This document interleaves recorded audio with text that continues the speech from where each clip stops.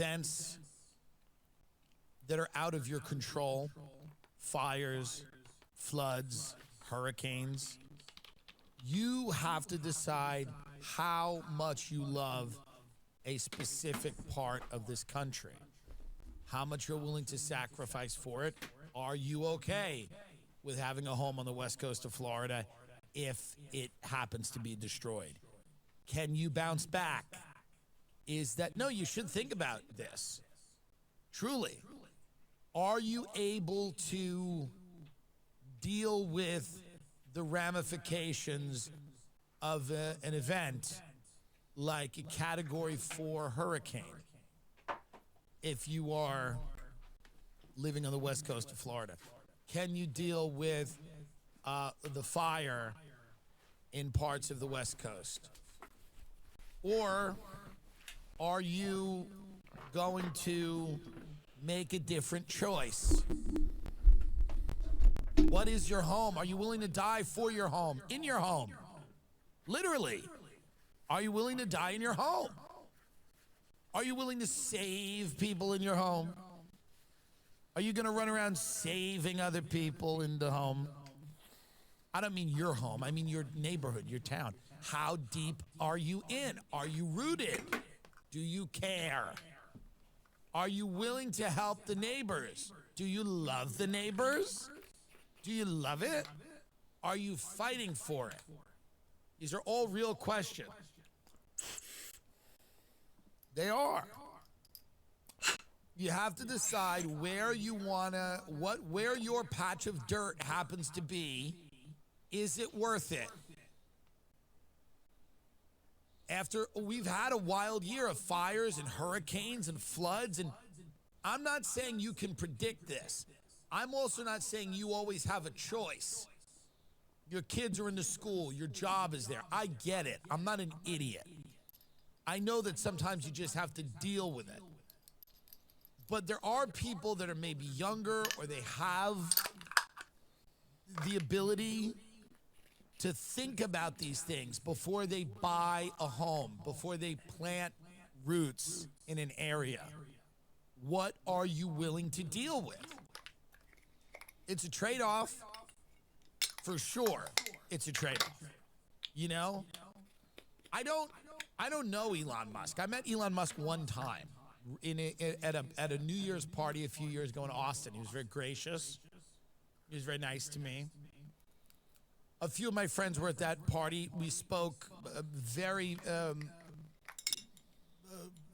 was a minimal amount of interaction that we had. He's an awkward guy. He's clearly on the spectrum.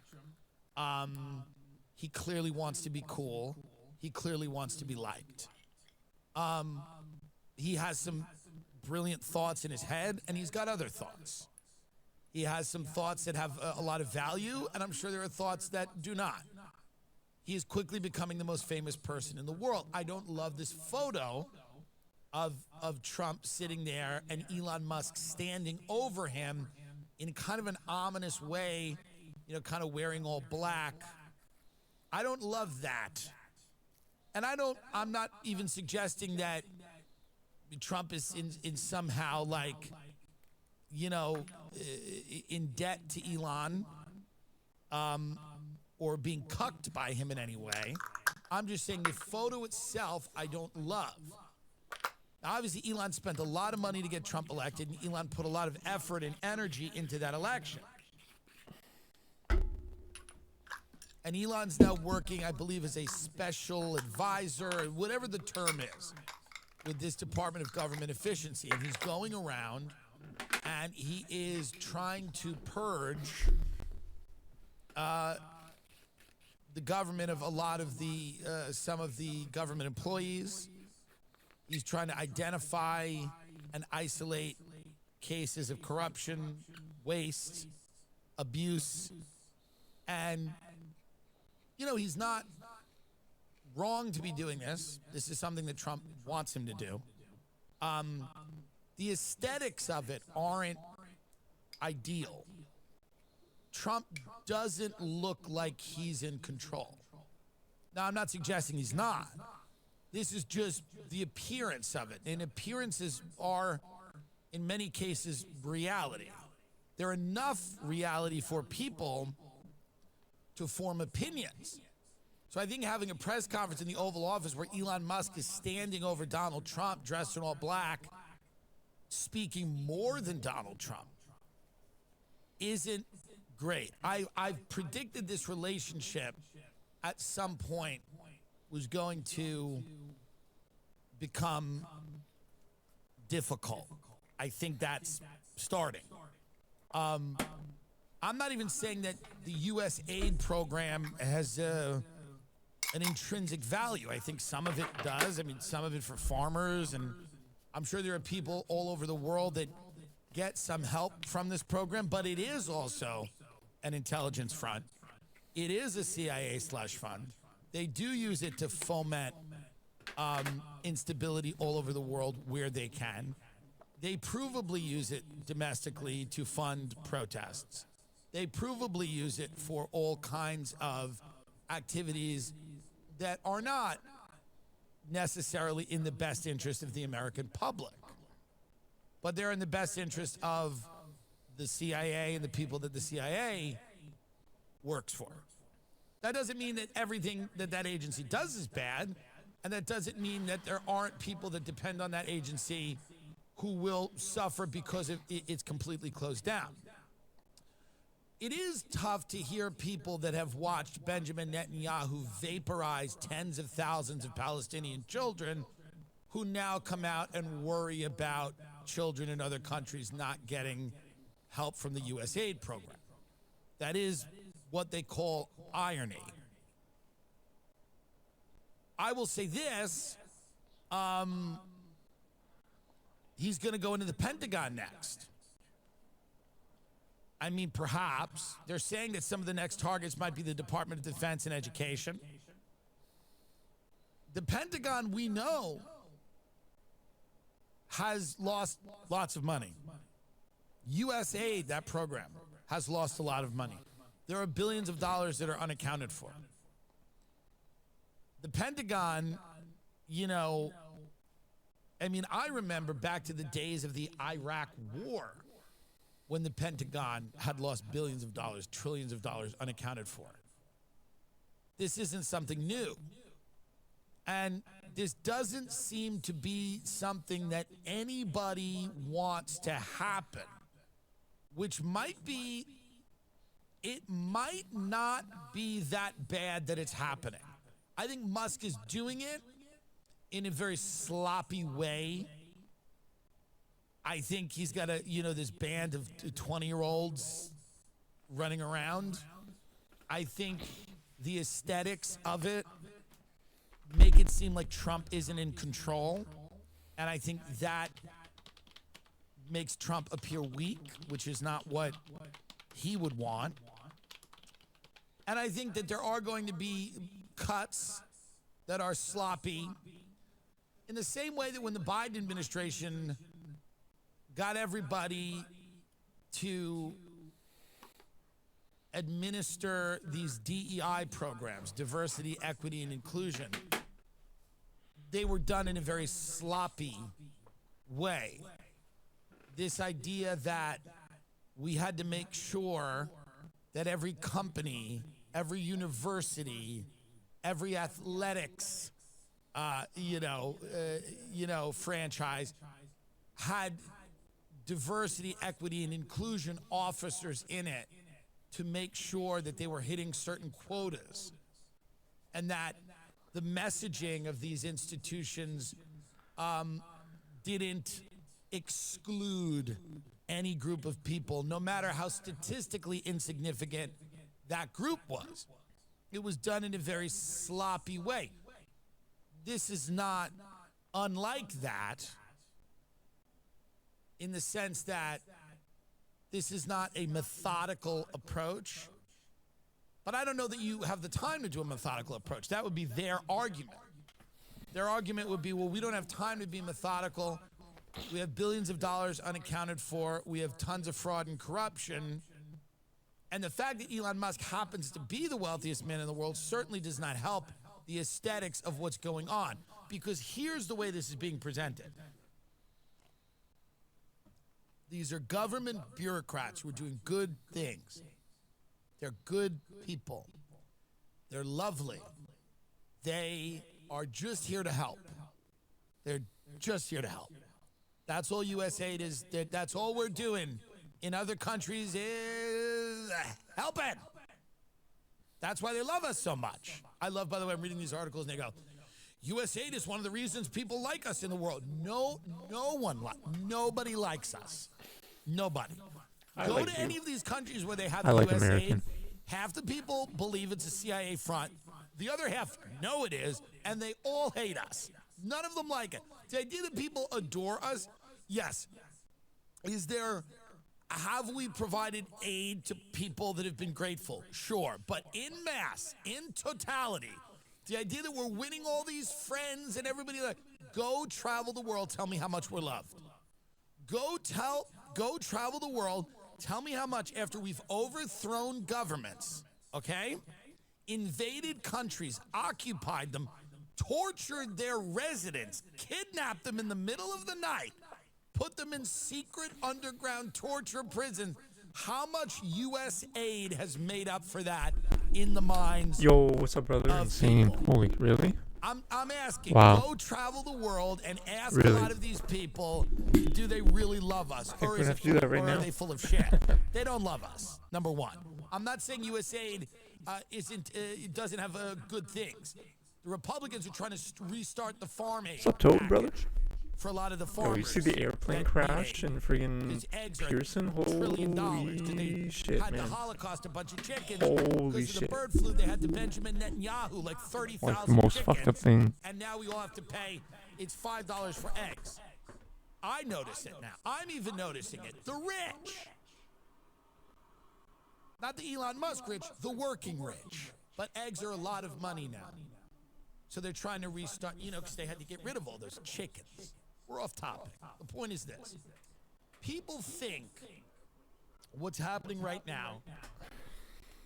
I love ShipStation. It's so important. I mean, let me tell you, life in general can be chaotic, but if you're in charge of order fulfillment for an e-commerce business, you know that it's its own special kind of chaos.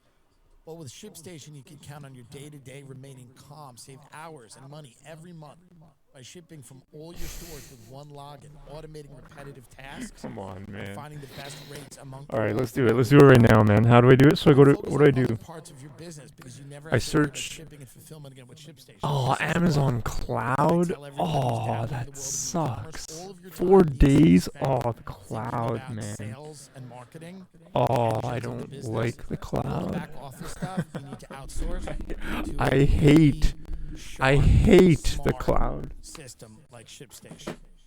It is very God. easy to automate shipping tasks. You manage all the orders in one simple dashboard. I mean, it's really smart. All right, You we'll check it out. What's it don't have called? to worry about who's getting what and where. You can click with one click. You do it all. Gift card, but you have an account. Why don't they just add it to your fucking account? They hope people lose it or some bullshit. Fuck you, guys. DHL Express and USPS rates, and up to 90% off FedEx rates. Seamlessly integrate with services and selling channels you already use, and manage orders on one easy dashboard. Deliver a better customer brother. experience with industry-leading scalable features that help ensure accuracy, get shipments out the door faster, and keep customers happy with automated tracking updates and with your company's branding.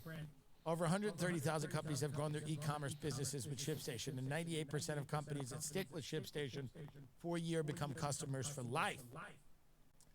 Calm the chaos of order fulfillment with the shipping software that delivers. Switch to ShipStation today. Go to ShipStation.com and use code TimDillon to sign up for your free trial. That's ShipStation.com, code TimDillon, TIMDILLON. Oh, And I'm not saying I'm for all of it either. I'm not saying I'm gonna have to do this after stream, honestly. Elon Musk, I was heavily critical of the visa thing. I'll just take a remain so. screenshot. I'll do it do not after stream. trust Can't take like I fucking don't trust stupid what bullshit. their end game is. They are creepy and disturbing, and a lot of what they want to do, I do not agree with. So don't tell me, but the idea that every cut being made is to a government bureaucrat who's just a good do-gooder who's trying to help other people isn't true. There are lots of people that work in our government who are incredibly corrupt and stealing money. This is a fact. They're working with members of the private sector doing this. That is completely 100% the truth. That doesn't mean that everyone is, but it does mean that if you take a magnifying glass to a lot of the programs in our government, they are useless. They do not benefit anybody, and they suck up a lot of tax dollars that could be going to help other people. All the people talking about USAID, the problem with a lot of this stuff, when you get on a moral high horse and you write articles in the Washington Post and the New York Times and the Atlantic about how valuable it is that the United States help people all over the world, and that's a understandable point of view, but it would be more understandable if any of these people were ever concerned about Detroit, Chicago, poverty in America, Virginia, upstate New York, parts of Pennsylvania, Florida. They do not concern themselves as much with domestic poverty, the inequality of wealth domestically. In fact, the only person who brought that up, Bernie Sanders, they all closed ranks to destroy. All of these establishment Democrats closed ranks to destroy Bernie Sanders and install Joe Biden when they knew he was crazy. And I know people in Chicago that were part of that effort. This is a fact. So all of these establishment Democrats who don't care at all about wealth inequality in America, oh my God, they don't care at all about deindustrialized areas where people are hopeless and they're on fentanyl. They spent the last 4 years. I don't know, man. There's no way. White privilege and basically There's no way I'm going to do that. And they caused all the problems. And then a lot of them voted for Trump, and then they were Fucking shocked. Amazon, Why'd they do man. that? I fucking hate Amazon so much, dude. So at the end of the day, you can have the position that America is a wealthy country and should go around the world helping people, but that's not what's going on. But thank you, bro. I might do it. That's not all of what USAID is. It may not even be a majority of what USAID I might just do it on like a fucking, This is a slush on like a fund dummy that is phone. being used for all kinds You know? of reasons, but one of them No, man. I got some illegal shit on my phone. Just like, not illegal shit, but just like weed and shit. Illegal out on different like borders. Like on like cannabis. Like it's illegal where I am. Or it causes some type of coup where we can replace Like the drug tests in China. with somebody that is You go there, you piss positive. amenable It's to like, well, the interest of it's legal American at home. multinational corporations. That's a lot of what is going on. There's no It's not way all I'm of it, giving it's a lot of Amazon what's going on. fucking Jeff Domestic Bezos my photos. protests also partially funded What am I doing? by these Thank you, man. NGOs, these nonprofits, this entire world We're doing well, buddy. of bullshit that exists that has never helped you or your family. It does not help people. Oh, wow. A lot of it. USAID has faced accusations of inefficiency and waste over the years, including that it fails to measure the effectiveness of its programs. Much of USAID's money is handed out as grants or is subcontracted to aid groups and NGOs. Right.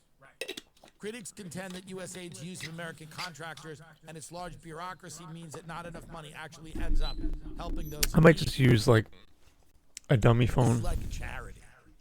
This is like a lot of that has charities like are just fake. We know that. like the house phone.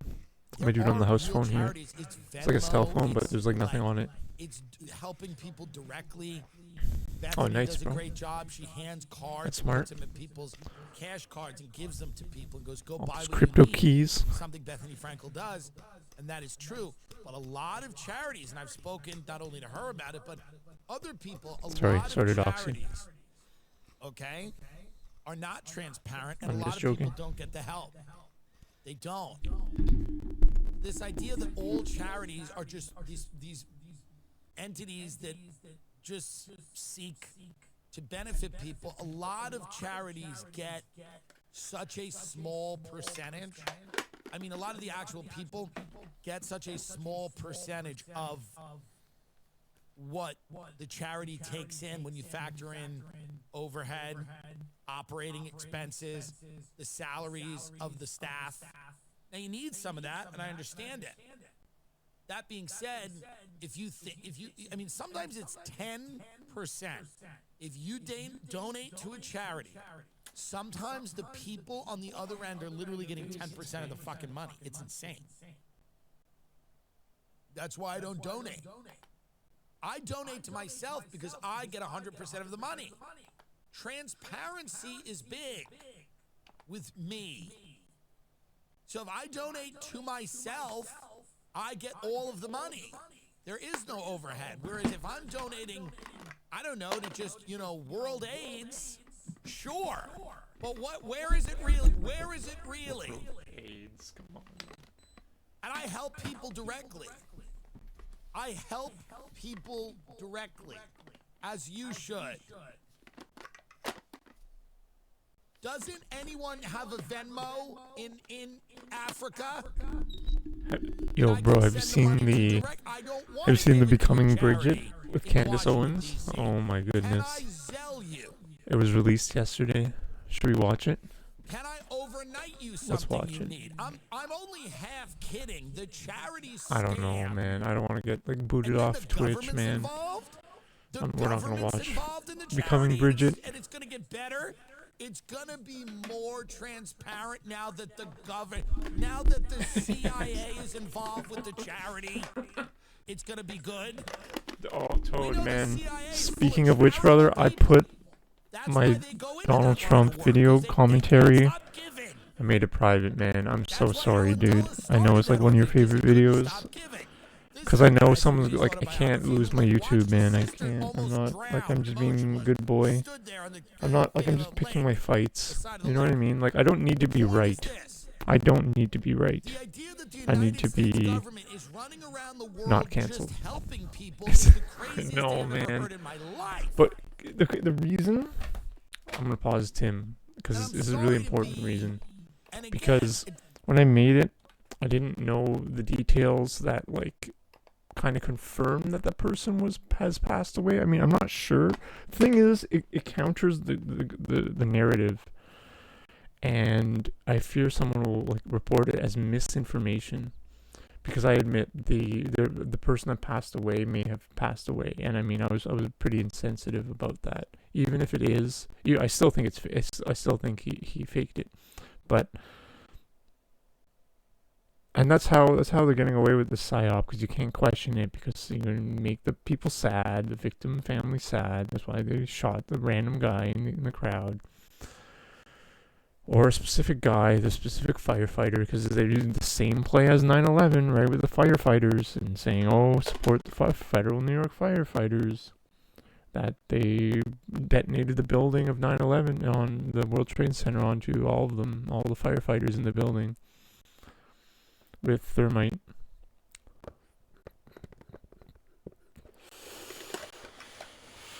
But yeah, I can't, man. I can't do it.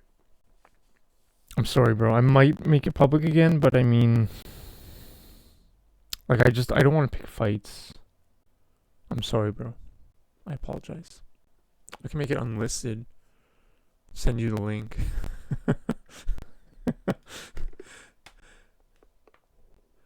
Fuck me, man. I'm sorry, dude. I really am. I can't, because people are gonna like start coming after me. I just know it. There's gonna be people that are just gonna be upset and want to try to cancel, and that's like, I was really insensitive about the person that passed away, right? So even they don't have to validate it with anyone. This doesn't mean that I think Elon Musk is doing everything right. This just means that like we're gonna have to get a little. We're gonna have to sober I'm up. not gay. I love gay people. I love homosexuals. I believe in gay marriage and equality amongst homosexuals and transgenders and all heterosexuals. A functioning Republican Party. You don't want a one-party state. It would be lovely if there were lots of parties, but there are not. There's two. And if the Democrats don't drop the identity politics immediately, if they don't stop this righteous indignation, if they don't stop the pearl clutching, the culture has moved on in America. There's been people are reasserting a type of traditional masculinity, again, that isn't focused around like it's not like we're gonna kill everyone, and it's not this toxic masculinity in the fevered imaginations of some of my friends. Some of it, I'm sure, has elements of that, but a lot of it's like, hey, we want to watch sports and drink beer and be guys and not be told that we are the source of all evil on the planet. I think that's reasonable. Okay? The last 4 years and the intensity with which these cultural conversations were happening, it was incredibly destabilizing for a lot of people, and they want to kind of go back to something that feels a little bit more traditional. Okay, that doesn't mean that they're throwing gay people off the roof. That doesn't mean that trans people shouldn't live normal, happy lives. It means that, we need to take a beat, take a step back from, we don't need to live in the 1950s, but we also don't need 1,000 genders. We can't swallow that. The Democratic Party's got to cut this out. This is not helping anybody. You need to cut this. You need to stop doing it. I don't even know who this is for anymore. It's not. And I know that the right keeps calling them all pedophiles. There's nothing less sexual than the current state of the modern Democratic Party, by the way. None of this is even about sex. This is weird. It's like this bureaucratic office politics. Are you on X, bro? You've always pasted X links. Are you on? Let me follow you. Follow you, dude. And it's happening. It's just you changed your profile picture too. Oh no, the same one. Sorry. The things they've always wanted to do, like shrink the government and eliminate bureaucrats, and it's everything I've heard since I'm a child. It doesn't mean it's a coup. It doesn't mean that we no longer live in a democracy. It's that the Republican Party's always wanted to shrink the.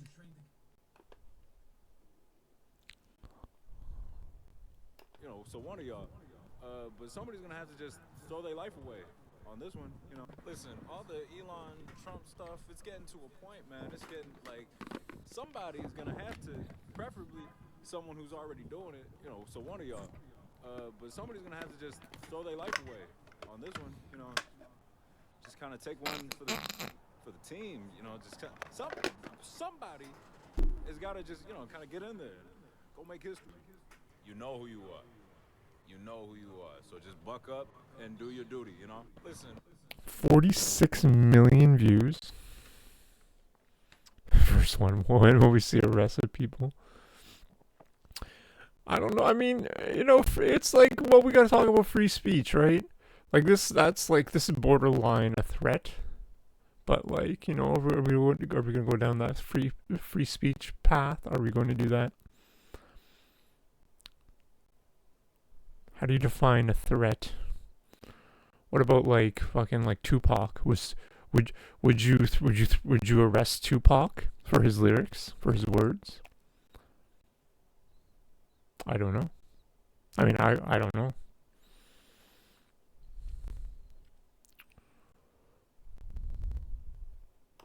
Or like fucking, what's it called? What the fuck? NWA, right? New World Authority, you're gonna arrest them? I don't know.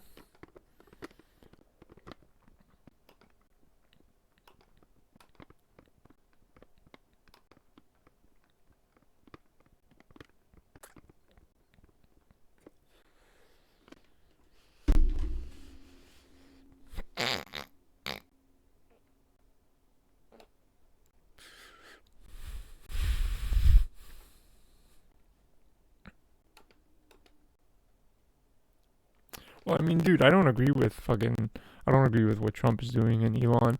I think they're just, again, I think they're deep state, and I think they're just like trying to completely gut the government and they're just firing American. Like, so many Americans are getting fired, and it's such a conservative mindset. Like, just because there's all these programs that you don't agree with doesn't mean that they should lose their money and be homeless or fucking whatever. It means that you gotta equalize the pay to other people that have been discriminated against, like white males. But like, you don't take away, you don't fire people. Like, they're not making like they're firing a tons of Americans in such like the typical conservative way, and it's just like, I disagree with it. I also disagree with like some deportations and shit. Replace them. His own people. Yo, Sailor's rides again? No way. Wow. Apologized? Wow.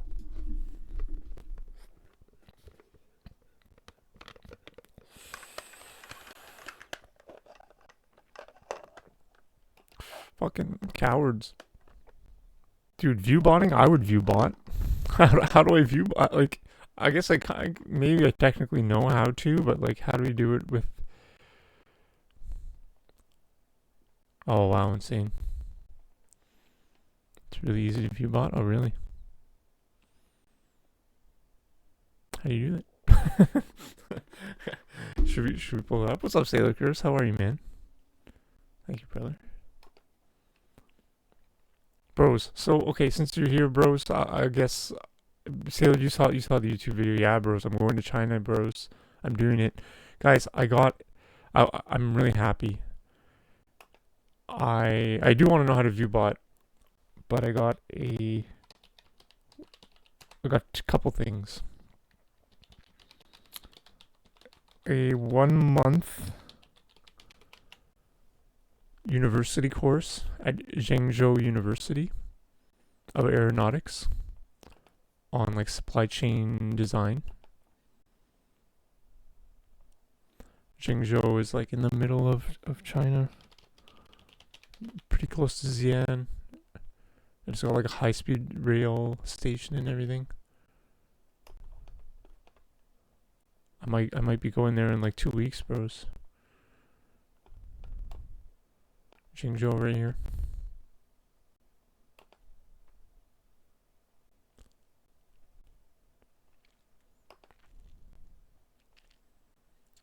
Let's see the chat. What's going on in the chat? Sorry.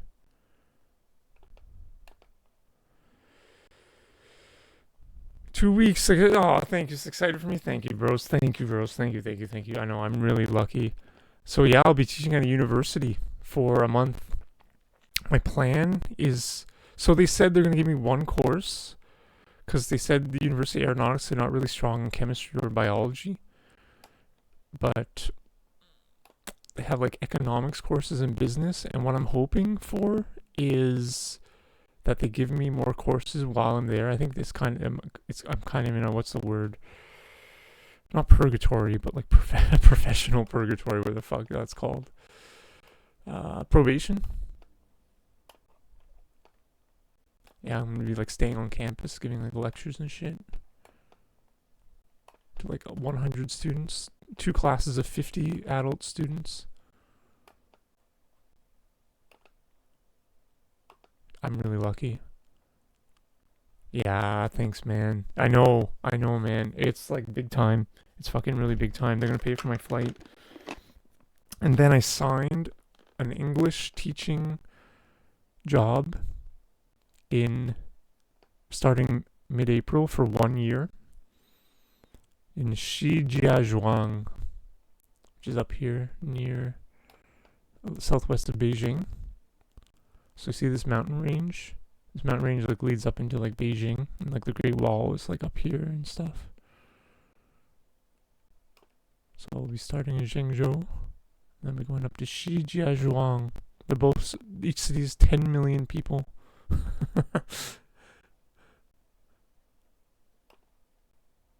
2 cities with 10 million people you fucking never heard of, and you may never hear of again.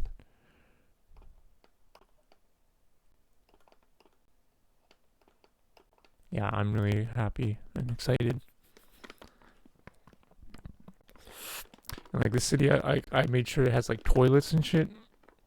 It'll be teaching kids again in Gyges, but they have it's a Swedish company that owns the school. How am I going for? I'm going, well, for the first time I'm going for 1 month. Thanks, man. Thank you for your interest and your questions. I'm going for 1 month in Zhengzhou. I hope so. My plan is arrive in Zhengzhou. I might take the train to Xi'an here. This is where like the terracotta soldiers are and the pyramids. Like, let's look at the fucking pyramids here in Xi'an, man. Like, there's lots of pyramids here right by the airport. They're unexcavated tombs, it looks like. You see that? See that? They like planted trees on like some of these tombs. This is I think, yeah, this is something, but like, and there's lots. There's some there. I mean, I don't remember exactly where they are, but there's like at least 15 or 20 or something.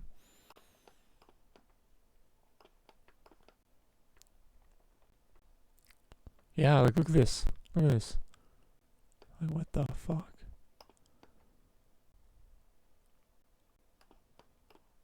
Like, unexcavated shit in China, man.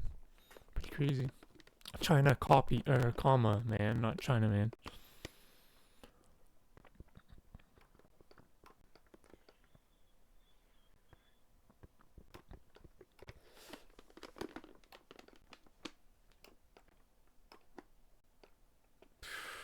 And the river's right nearby, too. It's like super ancient site, man. I guess these are kind of the predominant ones.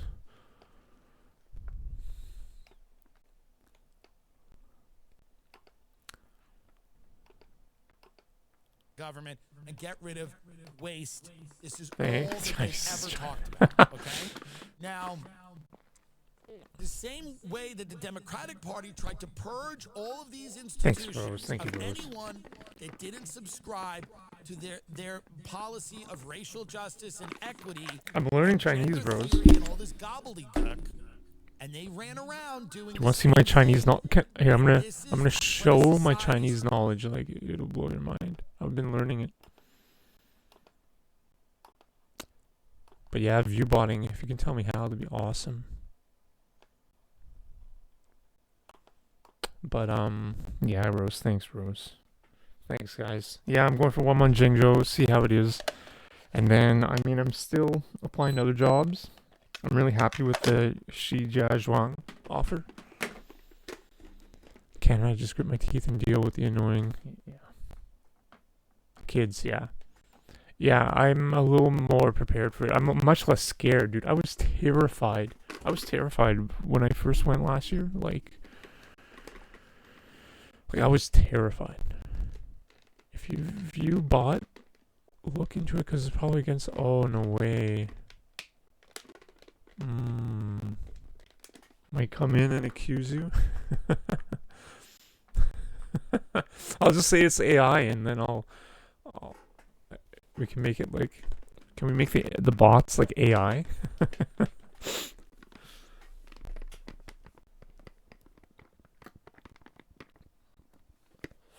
Should make a business out of it. I'll be that guy. I'm slowly turning into best follows or best viewers or whatever it is.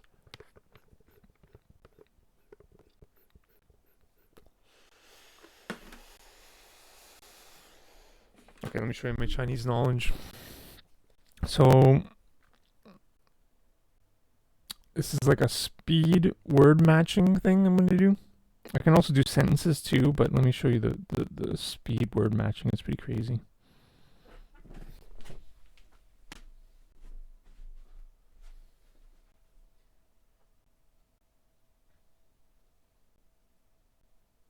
Oh, what? I don't have enough gems? Like, what the come on, man. Really? What? That's dumb. I'll show you.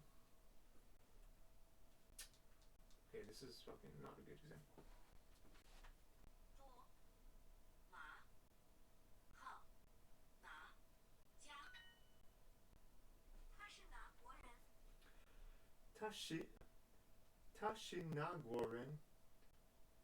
She is American.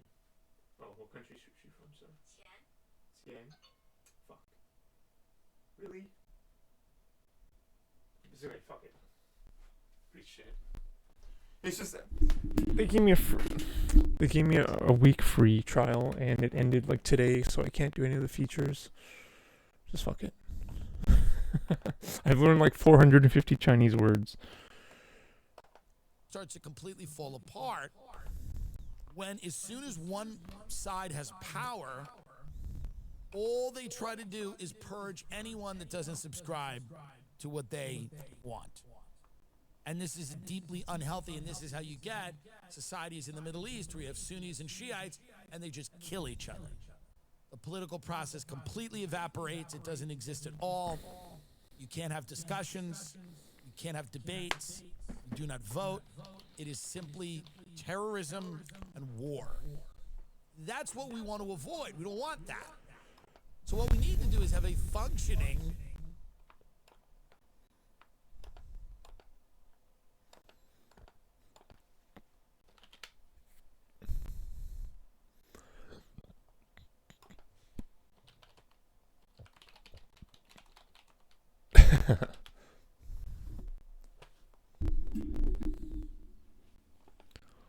Here is how you can bot Twitch views and followers. First, go to smmglow.com and sign up for an account. Then go to the Add Funds tab and add a couple of dollars to your account.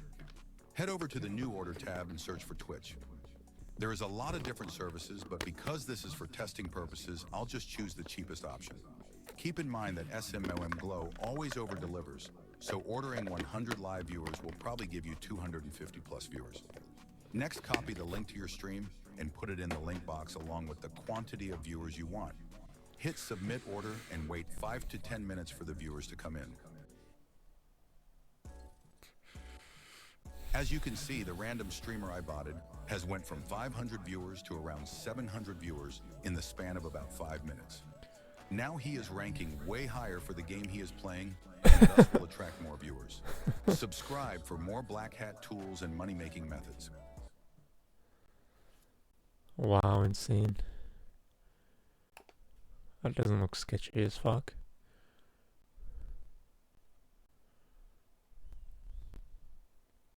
And these are all bots too. Look, no thumbs up. These are all bots. No thumbs up. No, all the same day. I'm not even reading the comments. I can tell it's a bot. No interaction. These are all bots. He botted his fucking bot video. This is the most botted comment section. Helps the algo.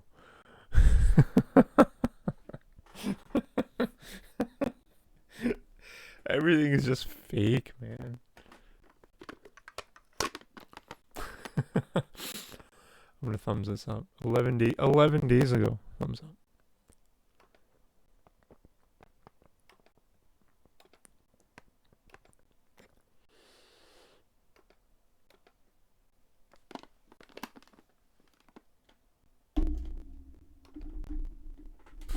When it says for 10 minutes, does that mean bots only stay for 10 minutes? Yes. Wow.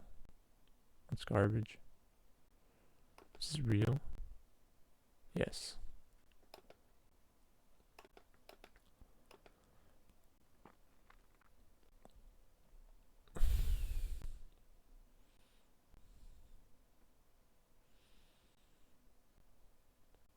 This is pretty serious stuff, man. It's like people are upset. Like, why would they be upset, man? Like, who cares?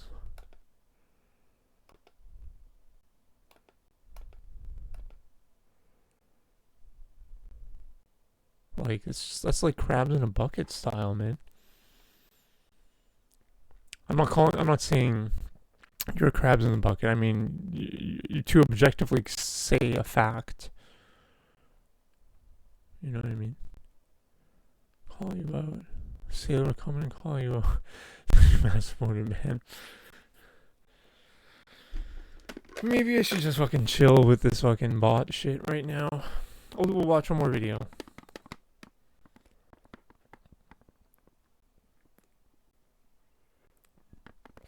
These guys are shook, man.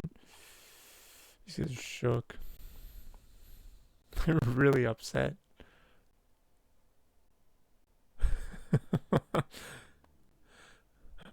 Definitely sense some jealousy from a bot. You can't be jealous of a bot. People are jealous of like AI. It's like fucked, man. OnlyFans, they're protected. They're humans because of my AI channel.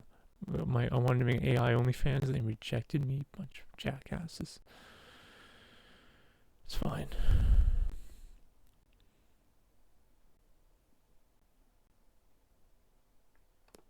On Kick. So as the title says, This looks like the most real video though. So as the title says, I'm going to show you how people have been view botting for months on Kick, about ever since the website came out. So here you can tell I have a brand new channel that I just made, the food order guy, just a random name. And if you go to the dashboard, which I have on the second tab, I'm going to random letters, and let's see what comes up as a category. The Settlers, the Allies. I don't know, is that a Settlers of Catan game? No idea. And I'm actually going to, on OBS here, let me see if I can show this. I'm going to just press the Start Stream button. Okay. And you can tell on this channel, 0 followers, no videos, no clips, nothing, right? It doesn't exist. And on this, here right in a second, I believe the stream should work.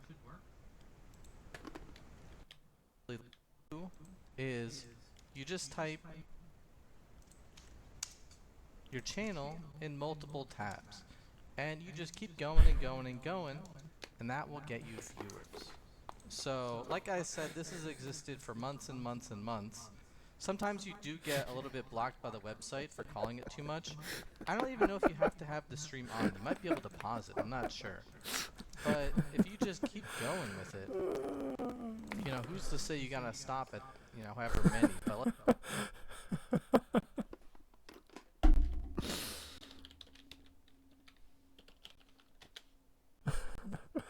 Come on. Come on, man. Come on. I'm not watching. Okay, view 4. We have 4 viewers. Thank you for viewers. I appreciate that. It's very kind of you.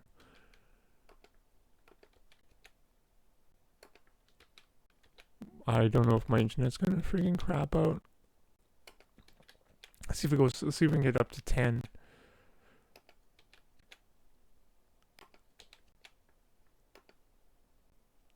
I have pretty good internet though. I'm really blessed with my internet, to be honest. 2 viewers are dropped. No, does Twitch recognize it? Come on, man. Oh, 4. We're back to 4.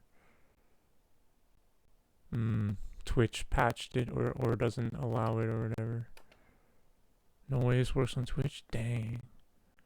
Opening 100 tabs. Thanks, Barrett. Sailor. Russia-US concluded negotiations. Not working. 1 viewer? What? That's lies. Lies.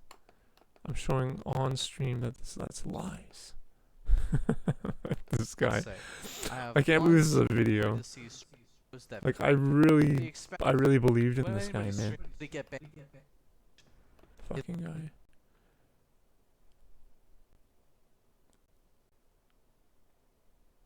Dude, there definitely should be more videos. Why are there not more videos? Definitely YouTube is suppressing it 100%. 1000%. Free trial. Oh my god.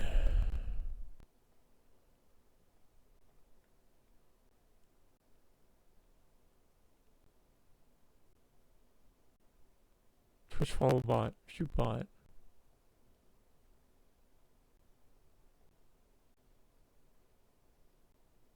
View bot, how do you view bot? Follow bot.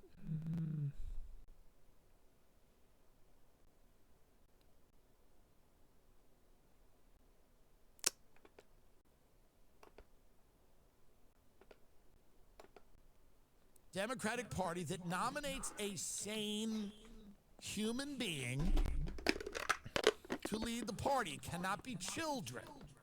It cannot be David Hogg. It cannot be a child. Not that they're children, but I don't want to hear from anyone in their 20s. I don't. I do not want to hear from anyone in their 20s.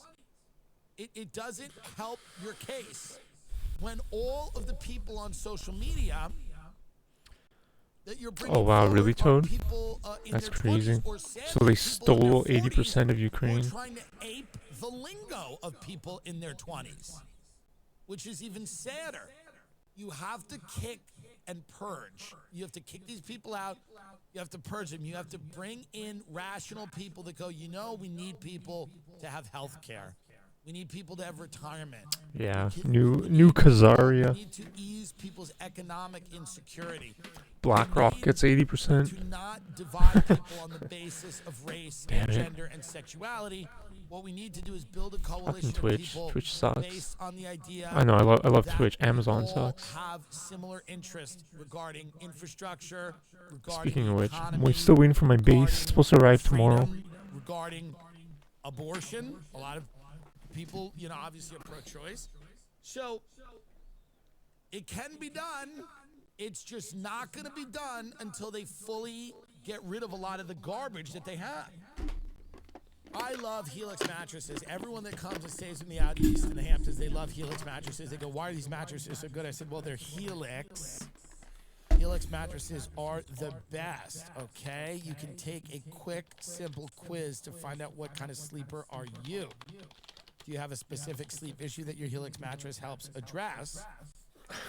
I'll tell you right now, you can find out exactly what the best mattress is for you with a very small, tiny amount of time, and you will thank you. More and more studies are coming out how important sleep is. Go to helixsleep.com/TimD. I'm telling you, you're not going to regret it. Should we watch a video of Zheng Zhou? Okay, it is a huge part of We'll your watch a life. video of Zheng How- Zhou.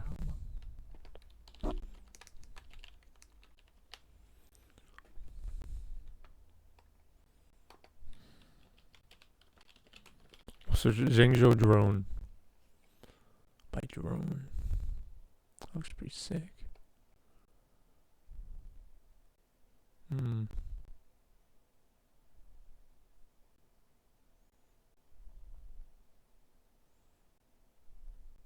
This is just like roads.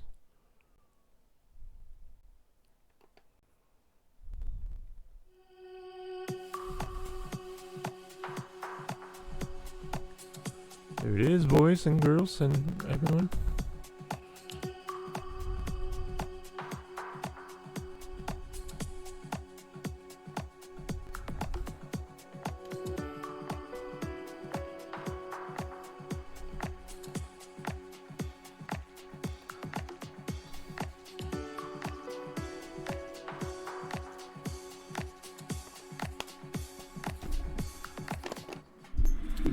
Just a little different than Guangrao, let me just say. Just a tiny bit different.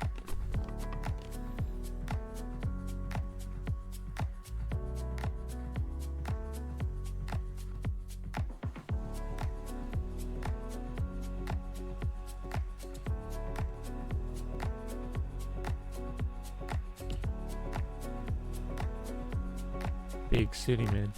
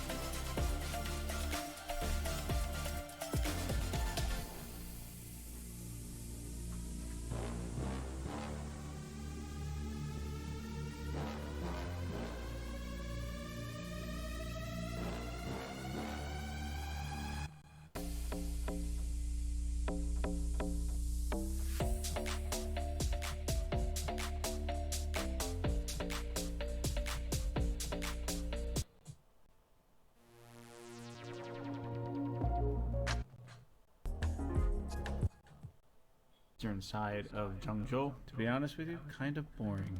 That's okay. It's just for the cultural square that's out in front of it.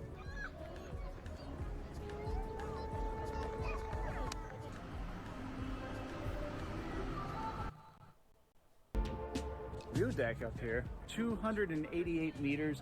The tower itself is over 388 meters, but the view deck is on the 98th floor. You get a little sticker, and it'll final part of the tour. So it's about 90. It's about 100 RMB for the ticket to get up here, and another 100 RMB to. It's very impressive.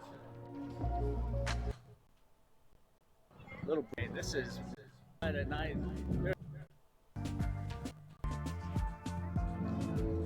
Boy, outside at night, there's a great nightlife scene here. Hey, this is wonderful. Everyone's out on a beautiful summer evening. Little breeze, lots of bars, lots of live music, lots of couples, lots of families. It's very impressive.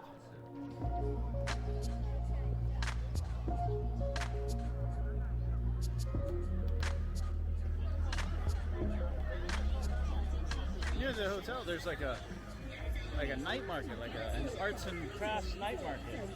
Really cool stuff here.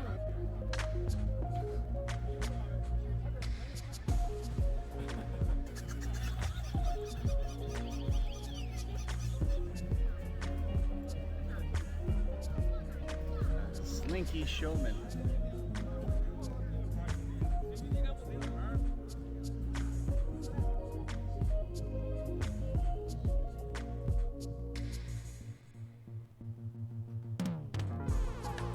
The city of Zhengzhou is about 10 to 15 million people, around there somewhere. It's huge, it's sprawling, it goes on and on and on. It's a giant city. People who live here have an awful lot of pride for their city and their province. I have had such a great time in this city. There's so much to see and do here. Just my short time for a couple of days, I wasn't able to see everything. But I will say this about the people: they have been very friendly and welcoming. Everywhere I go, everyone, the people at the restaurants, the DD drivers, the hotel workers, the families out enjoying a nice evening walk. They come up to me with a smile, ask me where I'm from, do I like the city, do I enjoy the food? Of course I enjoy the food. This city has an awful lot of promise for the future. There's a great sense of community here. There's a great sense of optimism about where the city is going in the future. This city, over the next 10 to 15 years, is just going to flourish.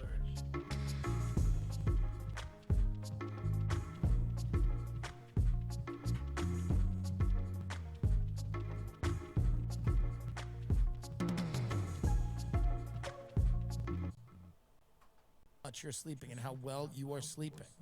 I'm telling you right now, you will never regret having a great mattress. It is inexpensive. It is serious. You can do this and it will help you and your family. You'll be a better person: husband, father, wife, lover, teacher, doctor, lawyer, financier, spy. Whatever you do, you'll be better at it. Go to helixsleep.com/TimD. 27% off site-wide with 2 free Dream Pillows with mattress purchase, plus free bedding bundle, 2 Dream Pillow sheet set, and mattress protector with any Luxe or Elite mattress order. Helix, it is well worth it, folks. You need to go do it. Be smart.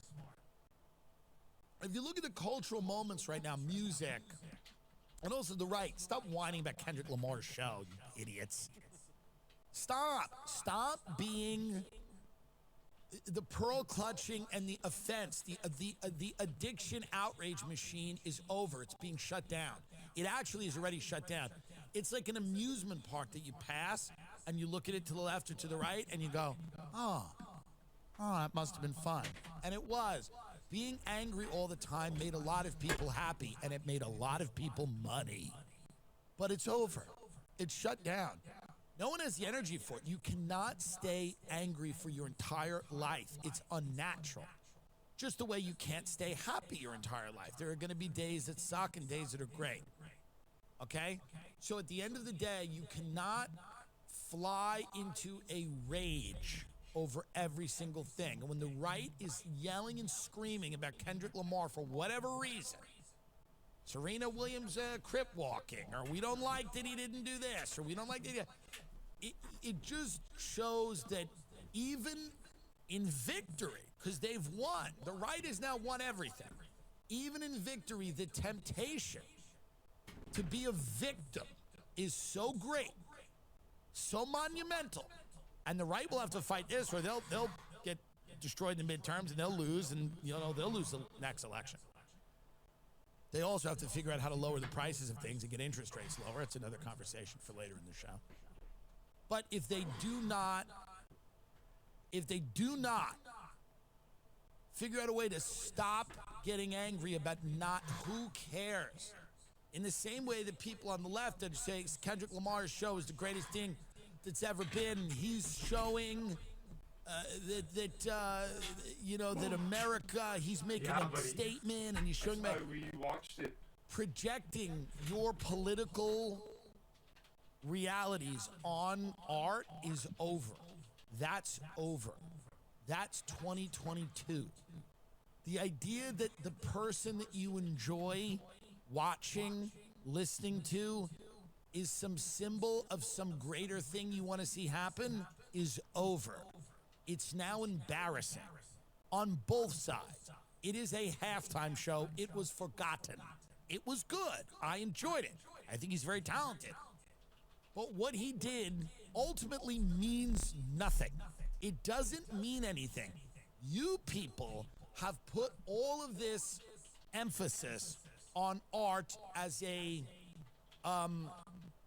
way to pull the levers of social change, and a way to really, now art can do certain things, it can start conversations and whatever, but what it is not, and certainly should be obvious to all of you people now, you directed every cultural weapon you had for 4 years at Donald Trump, and he's back in office.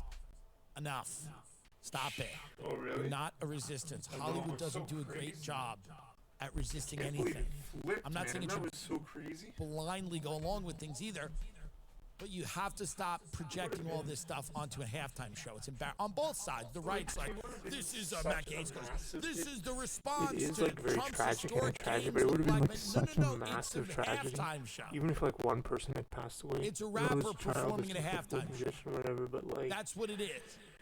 The whole like, Kendrick it's Lamar just so Drake crazy, beef, people have man. written Like, I all would these never long guessed think that pieces lose a wing and about flip what it's over and burst really into about. flames. Like, what? What it really means. What the real significance is. If you look under the hood, peel the layers back, you're going to get, guys, it's embarrassing. It's embarrassing thinking about things this way. This is not politics. The thing you're doing is not, it's the opposite of it.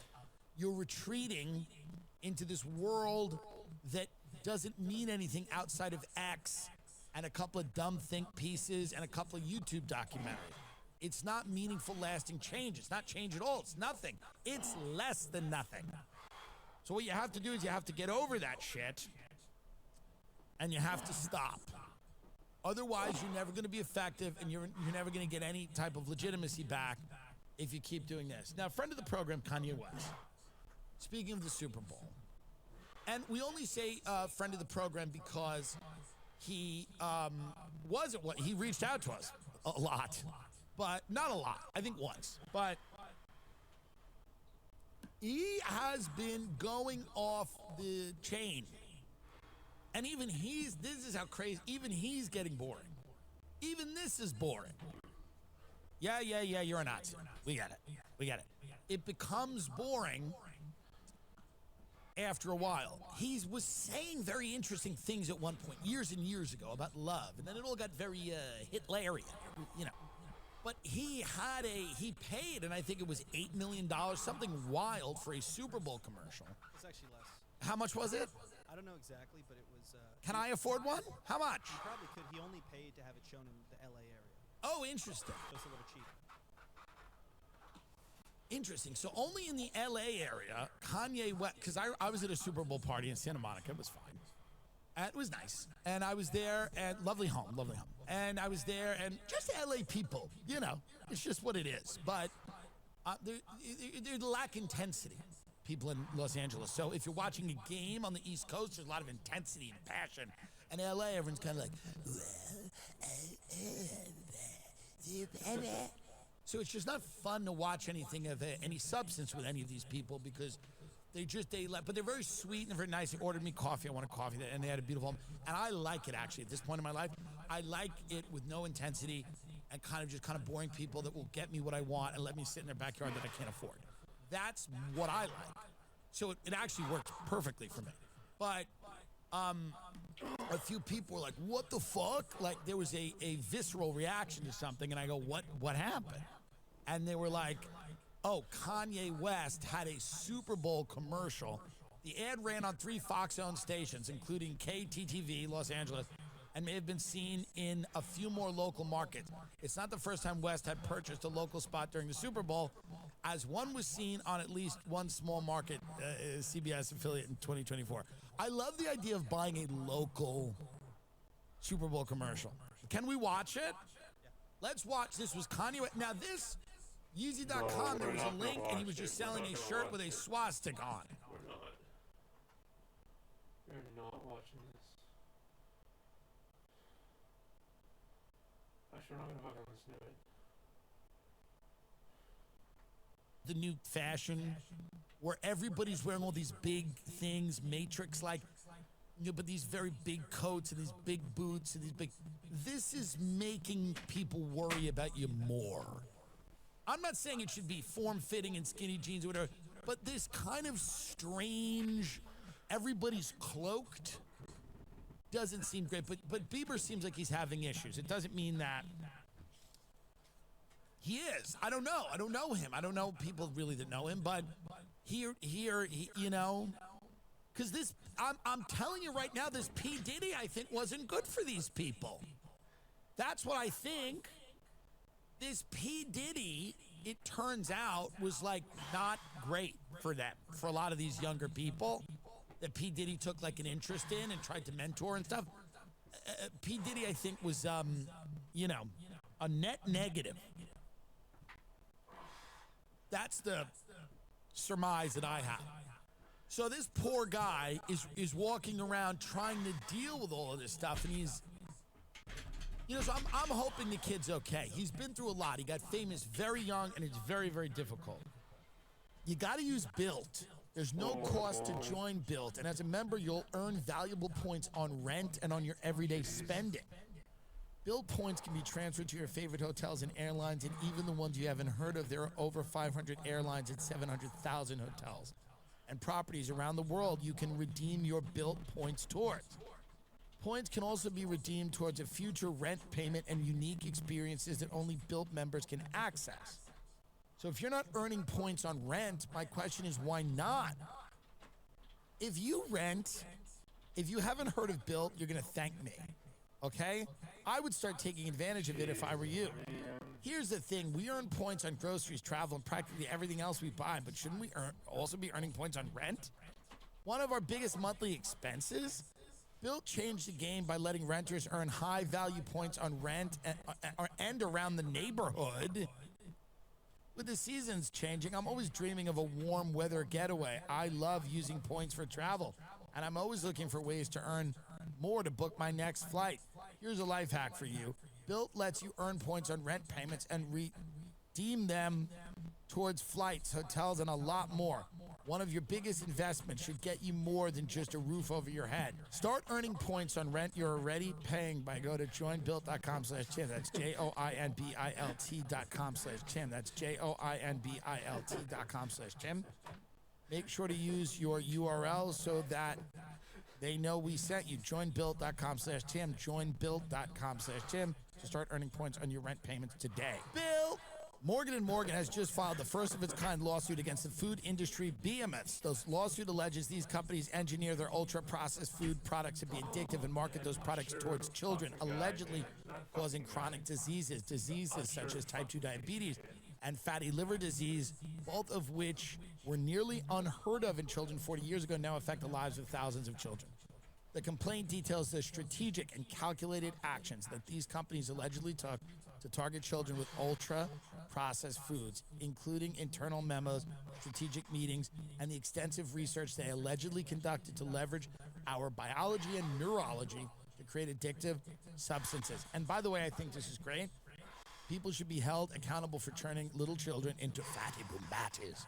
It's very important. Morgan, have you seen toddlers now? They all look like basketballs. Morgan & Morgan is committed to fighting for the people and for their families. If your child has been diagnosed with one of these diseases, you may have legal options. They've helped thousands of families seek justice against big corporations, and they're ready to fight for you too. Learn more at forthepeople.com/TIM. That's FORthepeople.com/TIM. I'm telling you right now, this is going to be more common, and if your child has one of these diseases and they've been given this by ultra-processed food that has been specifically designed to target them, you are entitled to monetary compensation, and you should go to Morgan & Morgan.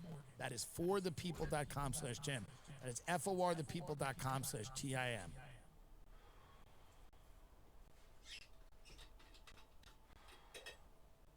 Boston, Worcester City Council voted to become a transgender sanctuary city. I don't know what this means, but we'll watch this.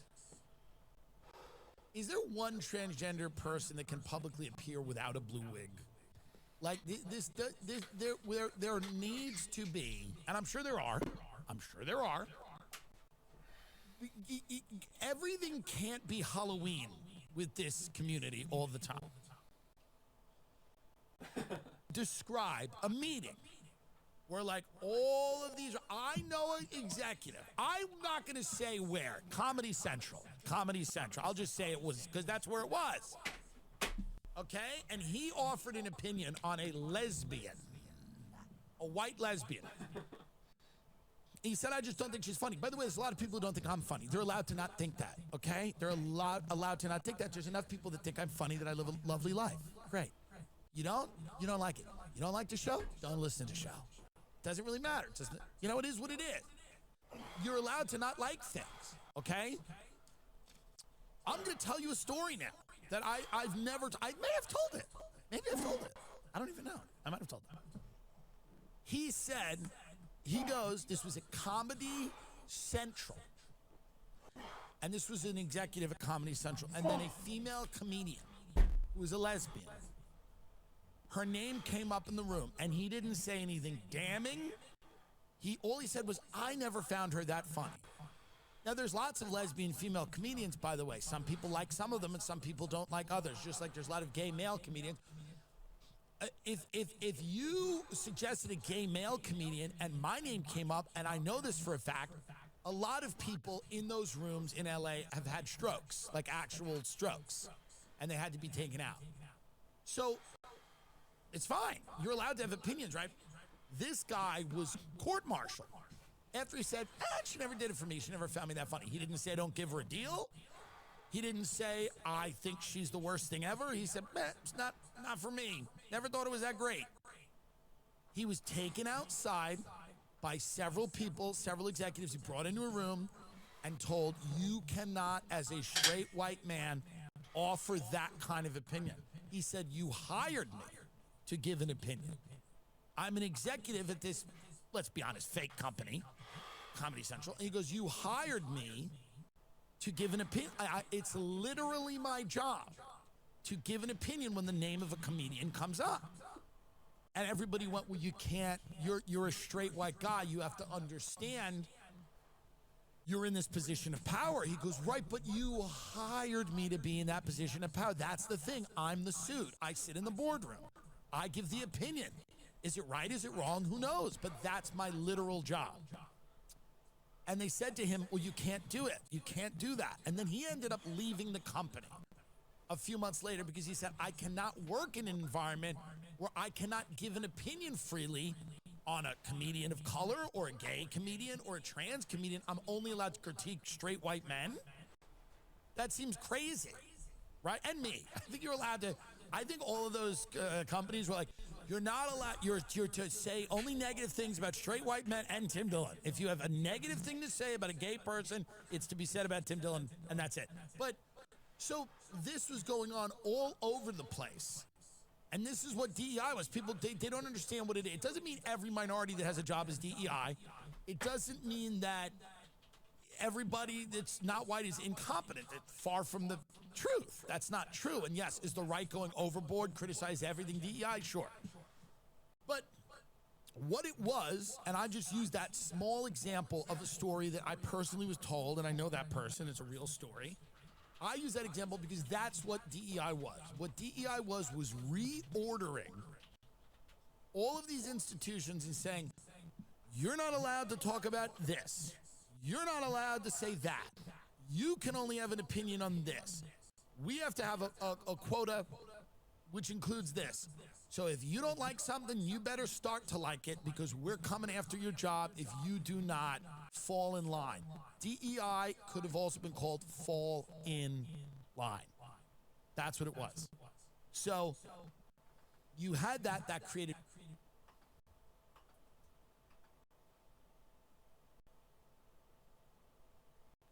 Oh my god, he's streaming. Oh, he's editing.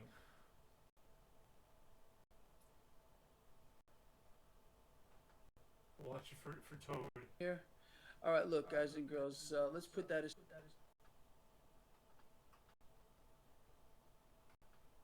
aside. We have a lot of stuff to cover. Something is hitting me the wrong way, and I mean the wrong way, with regard to this issue with JP Morgan. Doesn't seem like much looking at what's going on at face value, and I'll cover that in just a second, but there's something else going on. And you and I are going to talk more about that, quite obviously. All right, look, so let's just start off with this. Let me get my head on straight real quick, how this market played out today. With regard to, actually, it's funny. Give me 1 second. Let me look at this real quick. All right, so the major market indices basically did nothing. Dow flat, S&P 500 slight gain, very slight gain here for the NASDAQ. Thank you, Giuseppe. I appreciate that. 10-year yield rising. 10-year yield rising here. Not a pretty place to be in this environment. Let's see what happens. It just seems like every time this gets out of control, in comes the cavalry. Bam! We dropped 10 basis points. We actually did drop 10 basis points with regard to the 10-year yield last week. It was an epic move. Gold, silver, and crude oil catching a bit. Now I want to show you Bitcoin and cryptos here. Look at some of these pretty substantial drops. Now with regard to Bitcoin, which is the mommy, there seems to be a hard bottom here. All right, see my hand? Around 92. We spoke about this a while back. Every time we hit 92, we seem to bounce. I'm not saying that's going to happen here, but I'm saying that there seems to be a floor there at 92. I believe sincerely, as I've always said, we are eventually going to get an implosion on a scale. Again, I can't even get my head around it myself with regard to the debt market, which is going to erase the stock markets of the world, and I mean erase them. And cash is just going to move into other assets from one reality into another reality. It's going to go into commodities massively. These are real, tangible things. And it's going to end up into cryptocurrencies as well, in my view. It just seems too easy just to understand the flow of cash, how it works through the markets. Now, I want to touch on, again, a lot of things, and I want to talk about this JP Morgan issue. But let's start off with some basic news. So I'm going to show you what a little bit of a deception here looks like. And I'm not saying this is not a real thing, but there's more to it than meets the eye. So this is CNBC. U.S. home builders raise alarm over tariffs as sentiment falls to 5-month low. I am not saying that tariffs are not going to hit you and me right in the pocketbook, and probably substantially. Going to happen. But the issue here is affordability. Home affordability is at a historic record all-time low. People can't survive. Sound familiar to you? That's really what's going on. And just to push this point home, this is today. This is Fox Business. Look at this headline. Americans' credit card and household debt reaches an all-time high. Then we'll cover Bloomberg in just a second. But let's start off with Fox Business. So, American household debt levels, including credit cards, rose to a new all-time record high, according to the Federal Reserve Bank of New York. Like they don't know this. You got to be kidding me. They're doing this deliberately. They're forcing people to borrow and borrow and borrow more cash into existence. You understand that's how it works, right? When people can't survive, they have to go out and take out loans and borrow. And then when they borrow and take out a loan, that cash, poof, just magically appears on a screen. It's not there initially prior to the loan. You understand? It's a crazy situation. So the reports show that overall household debt increased by 93 billion to 18 over 18 trillion. Now, Bloomberg. At the same time, you got this going on. U.S. consumer debt delinquency hits its highest level in almost 5 years. The share of outstanding U.S. consumer debt in delinquency rose to its highest level in almost 5 years, also according to the Federal Reserve Bank of New York, and they are gleeful about this, quite obviously. What did I tell you? Slavery. This is slavery to their system, dependency on their system. You understand? This, my friends, is not going to stop. Let us move forward before we talk about J.P. Morgan, because I want to dedicate some time to that.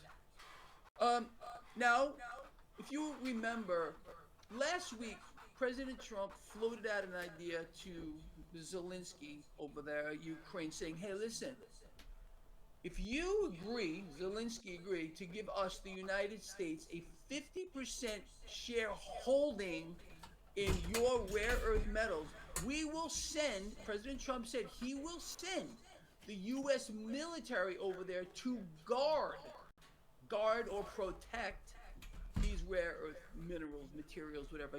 Is that something you want? Do you want more U.S. troops anywhere, or do you want to you want to close some of these bases? Okay, I think that's probably most. I mean, this is just insanity, but okay. But again, so this looks like this is getting revived here. The U.S. and Ukraine could still secure minerals in a deal that's positive for both sides. I can't. Okay, whatever. Look, man, I understand this is a resource problem. I've been telling you guys and girls that we're going to face a resource issue on a scale you're not going to believe, biblical. That's being set up. It's in our face here. This whole thing about Gaza, this whole thing about Ukraine is really about resources, because they understand we're going to face a moment where resources will not be attainable. Forget about rare earth metals. I'm talking about basic necessities to live. Why? We're living under the greatest threat to humankind in the history of the world that we've never seen.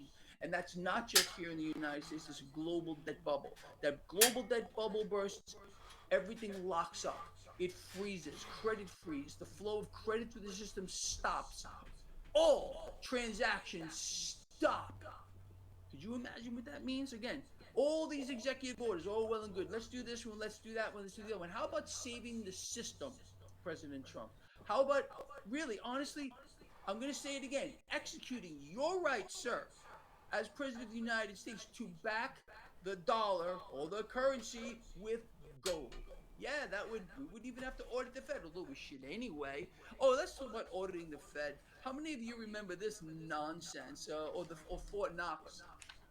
Trump's last tenure, he sent Mnuchin out there to go make sure the gold was there. You remember that? Thank you, Paul. I appreciate that. So in 2017, he said the gold was safe. It's freakishly well secured. Lyons, during Trump's last tenure, he sent the U.S. Treasury, his U.S. Treasury Secretary, Steve Mnuchin, the man is a creature of the highest order, to see if the gold at Fort Knox was there. Well, he came out and said, hey, the gold is there, and it's freakishly secured. That's not me. That's what he said. Were we lied to then? Are we going to get lied to again? You know we are. Do you think any of this is real? Really? You think it's real what you're being told and this Doge and everything? You really believe all that? They could probably say anything if you believe all that. It's not real. All right. No forensic audits have been done. Zero. Okay. They're just trying to. Again, look, man. I am not saying that fraud and theft and misallocation of funds hasn't happened. It surely has. But it would take more than a couple of hours or a day or a week or a month or even 6 months to do a real forensic audit. And that's really what we need here with the Fed. But more, we need to end this organization. If President Trump really wanted to do a favor to the people, and not just of the United States, but the people of the world, executive order, just exercise his right to enforce the Gold Reserve Act of 1934. The Gold Reserve Act of 1934 is put there so a president, in this case Trump, could stabilize the economy and the financial system. Is he going to do it? God bless you right back. You think that's going to happen, or are we just going to get, let's sign an executive order to go from paper straws to plastic.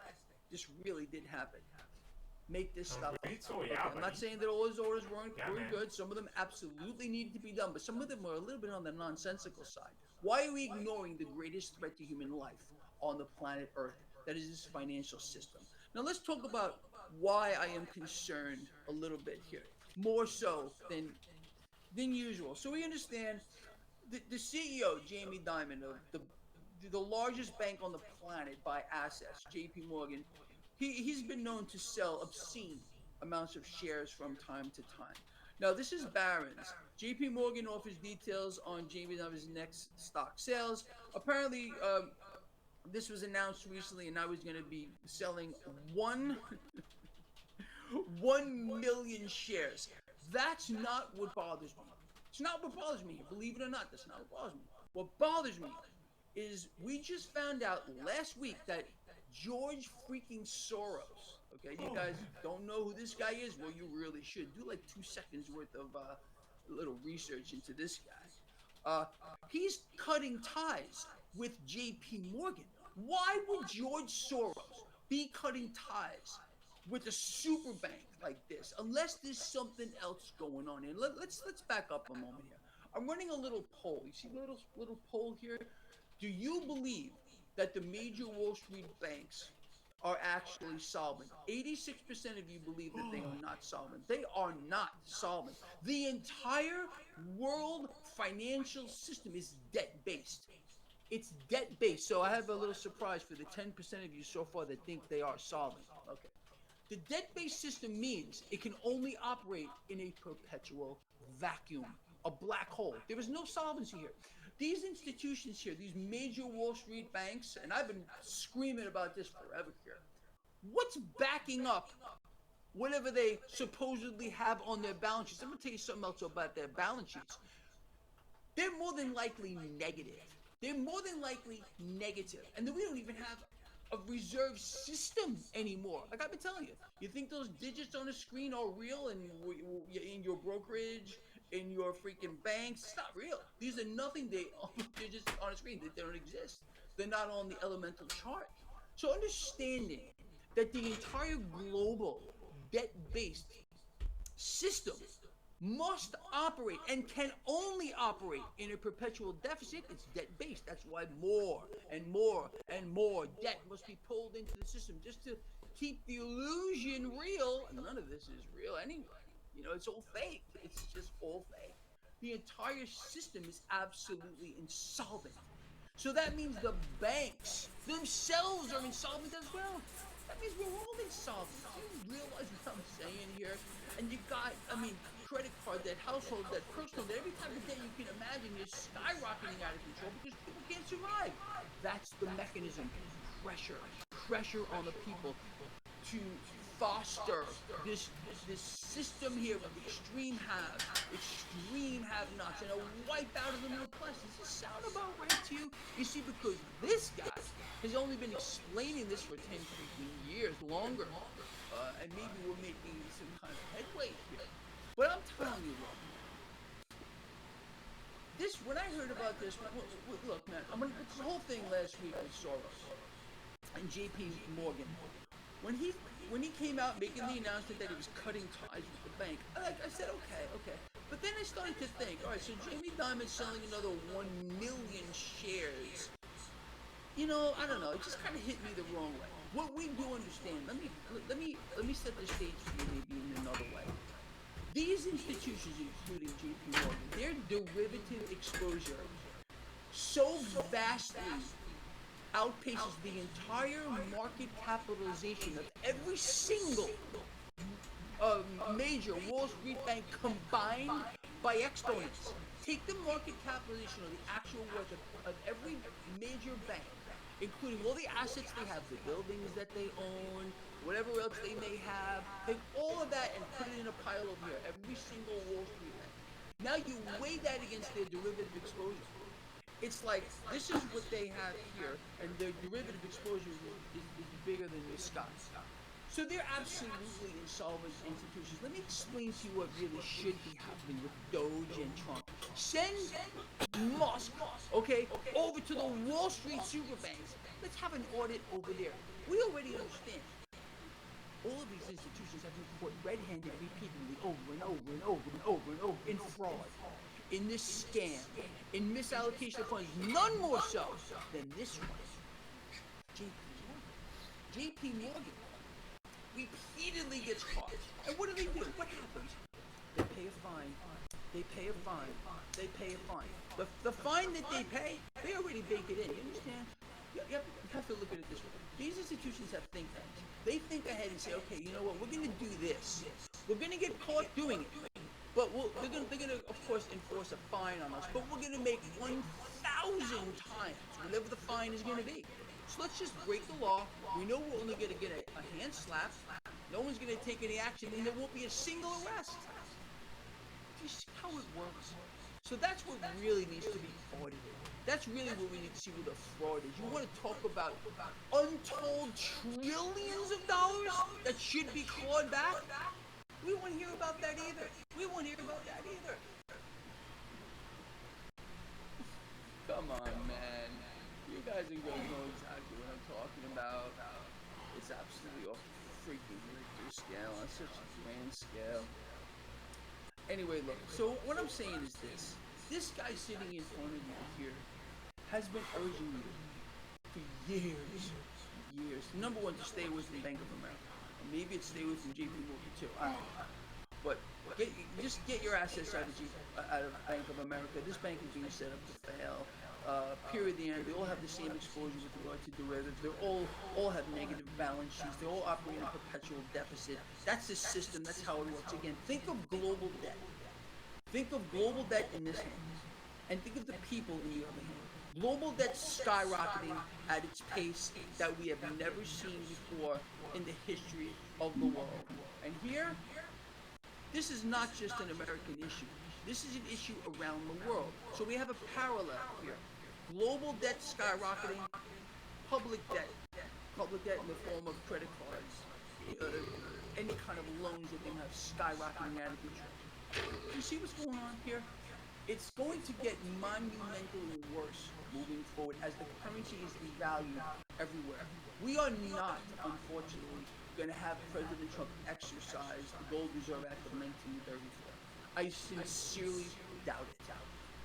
I also doubt that we're going to see higher rates anywhere. Thank you, Jonathan. I appreciate that. We're absolutely broke. You're absolutely right, 100%. Higher rates is what we need. I'm not going to say what the beautiful, lovely Elizabeth Warren is calling for, and obviously President Trump as well here. This is a destructive mechanism which is meant to wipe out the middle class and, of course, destroy the economy, only to prop up the stock market, which has no bearing whatsoever on reality. And everyone's like, oh, Greg, but hold on. If President Trump starts demanding higher rates, what's going to happen to my investments? Do you think your investments are real? When you look at your investments, they're going up. Stock market's new, record highs.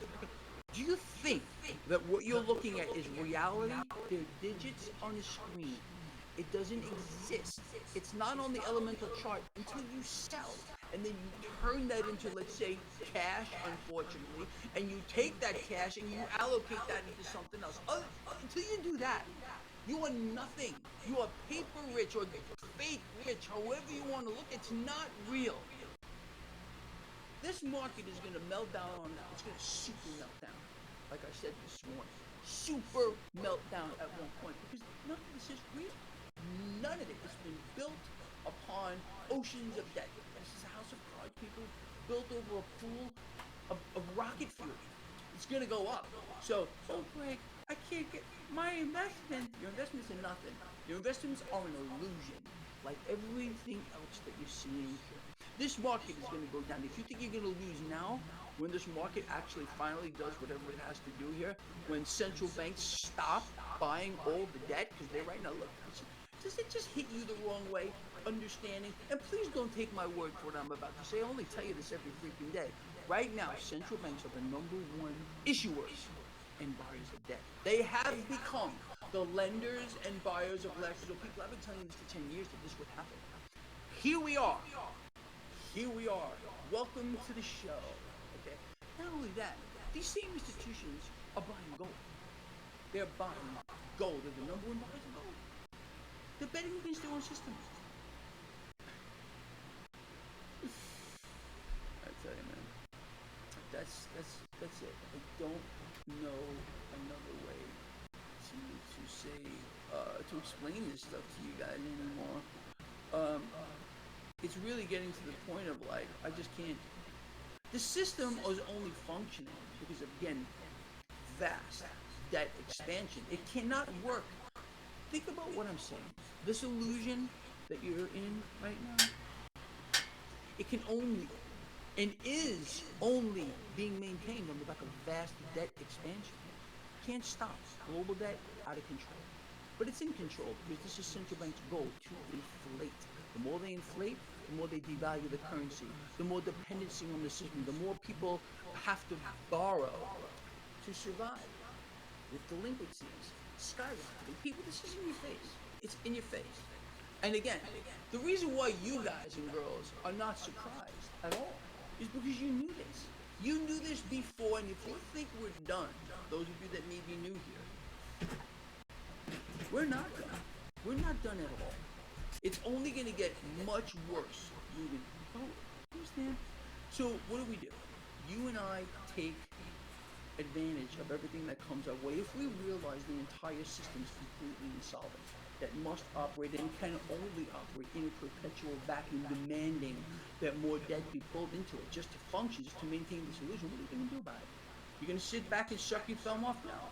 You're going to, again, bet against the system, become your own central bank. I still say silver is the most undervalued asset the world has ever seen.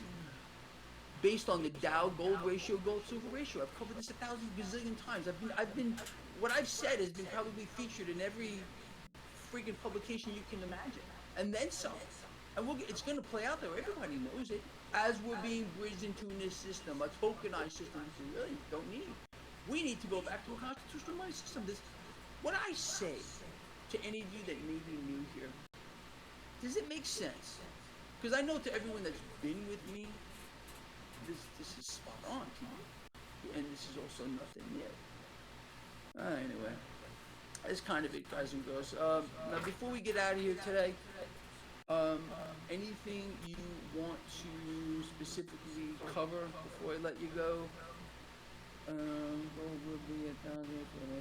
Yeah, well, you know what? They're not going to tell us, Stephen. They're not going to tell us the same thing. They didn't tell us the truth last time, and I believe that with regard to Steve Mnuchin and when Trump sent them out last time. When Trump sent Mnuchin last time over to Fort Knox, he said the gold was there.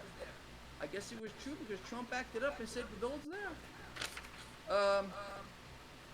You really believe it? I don't believe any of this stuff. If they tell me it's there, I don't believe it. If they don't tell me it's there, you know what that means?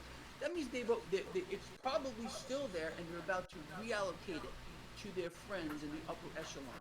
They might tell you the gold is not there. Meanwhile, it is. Okay?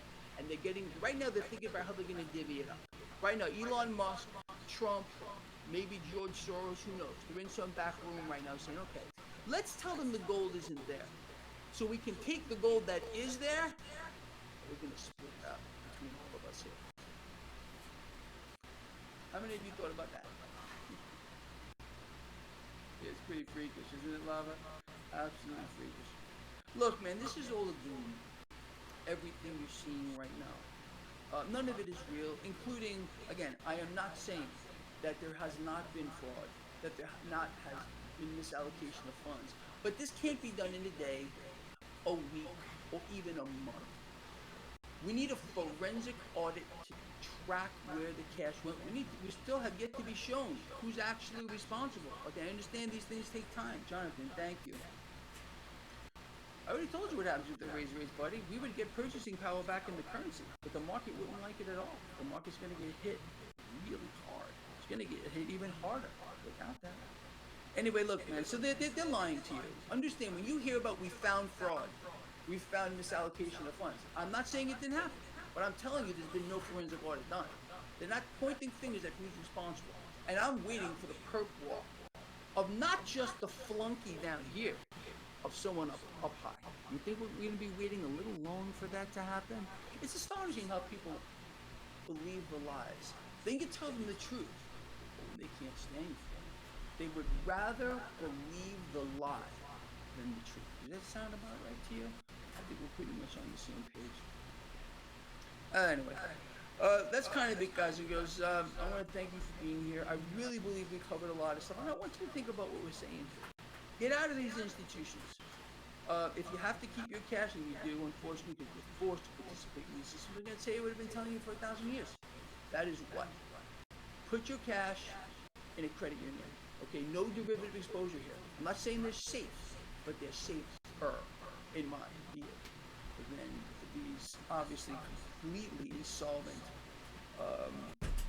major institutions who have, again, the derivative exposure so outpaces the value of all their assets collectively combined. That should tell you something. That really, really should tell you something. And it's pretty disturbing to this guy. Pretty disturbing to this guy. All right, guys. Love you. With all I got. I mean that with all I got. Thank you for being here. Thank you for your support. Let's work on these thumbs up, all right? If you get something out of these videos, and if I've earned your thumbs up, I would really appreciate a thumbs up, all right? We got...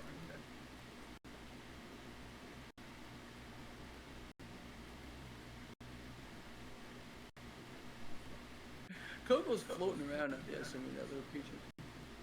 Yeah, he's got to go for a walk, which I will be doing soon.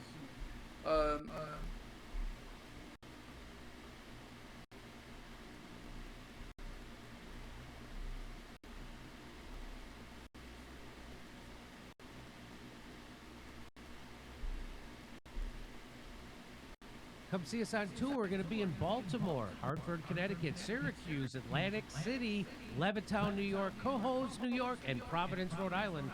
Go to jimmydore.com for a link for tickets. 60 Minutes did a segment called Policing the Internet. And I want to show you the whole segment, but obviously I can't. It's like a 25-minute segment. So I'm going to show you a clip of it.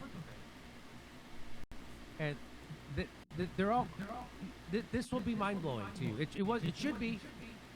It should be. These are supposed to be liberal democracies. And watch what they're doing.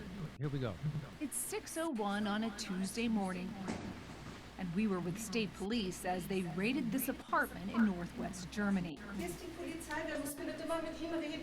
Inside, 6 armed officers searched a suspect's home, then seized his laptop and cell phone. Prosecutors say those electronics may have been used to commit a crime. Oh, was he drug running? Was it he head of a drug cartel? Were they robbing banks across Germany? What were they doing? Was he doing human trafficking and he was using his computer to organize it all? What was he using? Was he doing worldwide terrorism? Were they trying to do another 9/11 somewhere? What was the crime? The crime? Posting a racist cartoon online. At the exact same time, across Germany, posting a racist cartoon. Now, keep this in mind. It's what they consider to be a racist cartoon. Yeah, I was going to ask, can I see it? Can I see the cartoon? No, you can't see the cartoon. It's too racist. You don't want to know. Jimmy, don't look. It's too racist. What did they do? What did they do? Put up a Don Rickles bit? They put up a Don Rickles bit. I'd like to make a bet. I'll bet you the cartoon is going to turn out as not that racist, and it's going to be bewildering as to why they said that. They could be out fighting crime. This is what they're spending their money and time on. Yeah. Someone. This is what a full-time job for someone. They're up at 6 in the morning. breaking Yeah. into people's houses, stealing their computers and phones because they don't like what they said. Machete crime is way up, by the way. More than 50 similar raids played out, part of what prosecutors say is a coordinated effort to curb online hate speech in Germany. What's the typical reaction when the police show up at somebody's door and they say, hey, By the way, these are 3 prosecutors who the whole day, what they do all day is prosecute people for free speech. Yeah. So if they don't like what they're saying, they will prosecute them and put them in jail. Yeah, well, it's good the citizens aren't armed, isn't it? Yes, and that's what happens when citizens aren't armed. Here we go. Yeah. Watch it. So she wants to know what are people's reactions when you show up and you take their phones and computers? we believe you wrote this on the internet. They say, in Germany we say, das wird man wohl doch mal sagen dürfen. So we are here with crimes of talking, posting on internet, and the people are surprised that this is really illegal to post these kind of words. They don't think it was illegal. No, they don't think it was illegal. And they say, no, that's my free speech. And we say, no, we have free speech as well, but it is also has this... You have free speech up until you say something I don't like. Like what? Anything that hurts anyone's feelings. You think I'm kidding? Let's watch. Limits. Interpreting those limits is part of the job for Dr. Matthias Fink, Svenja Meininghaus, and Frank Michael Lau, a few of the state prosecutors tasked with policing Germany's robust hate speech laws online. After its darkest chapter, Germany strengthened its speech laws. As prosecutors explain it, the German Constitution protects free speech, but not hate speech. And here's where it gets tricky. German law prohibits any speech that could incite hatred or is deemed insulting. You can't insult someone. And this speech, although it might not be hateful, it could incite someone to be hateful. So they're acting like this crackdown. So the crackdown on free speech was in response to Nazism. No, Nazism didn't have any free speech. Jimmy, the things these three fat idiots are saying is making me hateful. So does that mean that they are guilty of They're inspiring inciting hate. Yeah. I mean, I'm filled with hate watching these three absolute fascists. It really is like a hateful feeling. It's illegal to display Nazi symbolism, a swastika, or deny the Holocaust. That's clear. Is it a crime to insult somebody in public? Yes. Yes. And it's a crime to insult them online as well? Yes. The fine could be even higher. Yeah. If you insult someone in the internet. Yeah. Why? Because in internet, it stays there. If we are talking here face to face, you insult me, I insult you, okay, finish. But if you're in the internet, if I insult you or a politician... That sticks around forever. Yeah. And do you see how the CBS News person from 60 Minutes doesn't go, that's insane? She doesn't go, she goes, yeah, I get it, sticks around forever. Yeah. Or a politician. I got- a politician. Once he said a politician, oh no, is they going to have a tag on them? You can't, Forever of the you thing can't, they're known for? you can't insult a politician in Germany. It's a crime. Well, that sounds like we're good going back to where we started a little bit, don't it? Sounds a little bit like, I don't know, Nazi Germany. Was it more diverse? Is that the difference? And this is all under the idea of we have to protect people's feelings. What a convenient way to control people. What a convenient way. They always say, every dictator, every authoritarian, every murderous dictator always says, I'm doing this for your own good. Hey, China doesn't do this. China, when I was there doing comedy, you could say anything you wanted, but they didn't want you talking about the Chinese government. Insult whoever you want. In fact, you'd be really insulting. The only thing that you can't do is talk about, they have more rules than China. They have more authoritarianism than the CCP has. Isn't it funny how liberalism and communism come and they meet in the same place? It's incredible. The prosecutors explain German law also prohibits the spread of malicious gossip, violent threats, and fake quotes. Fake quotes? If somebody posts something that's not true, and then somebody else reposts it or likes it, are they committing a crime? Yeah, in the case of reposting, it is a crime as well, because the reader can't distinguish whether you just invented this or just reposted it. That's the same for us. The punishment for breaking hate speech laws can include jail time for repeat offenders. But in most cases, a judge levies a stiff fine and sometimes keeps their devices.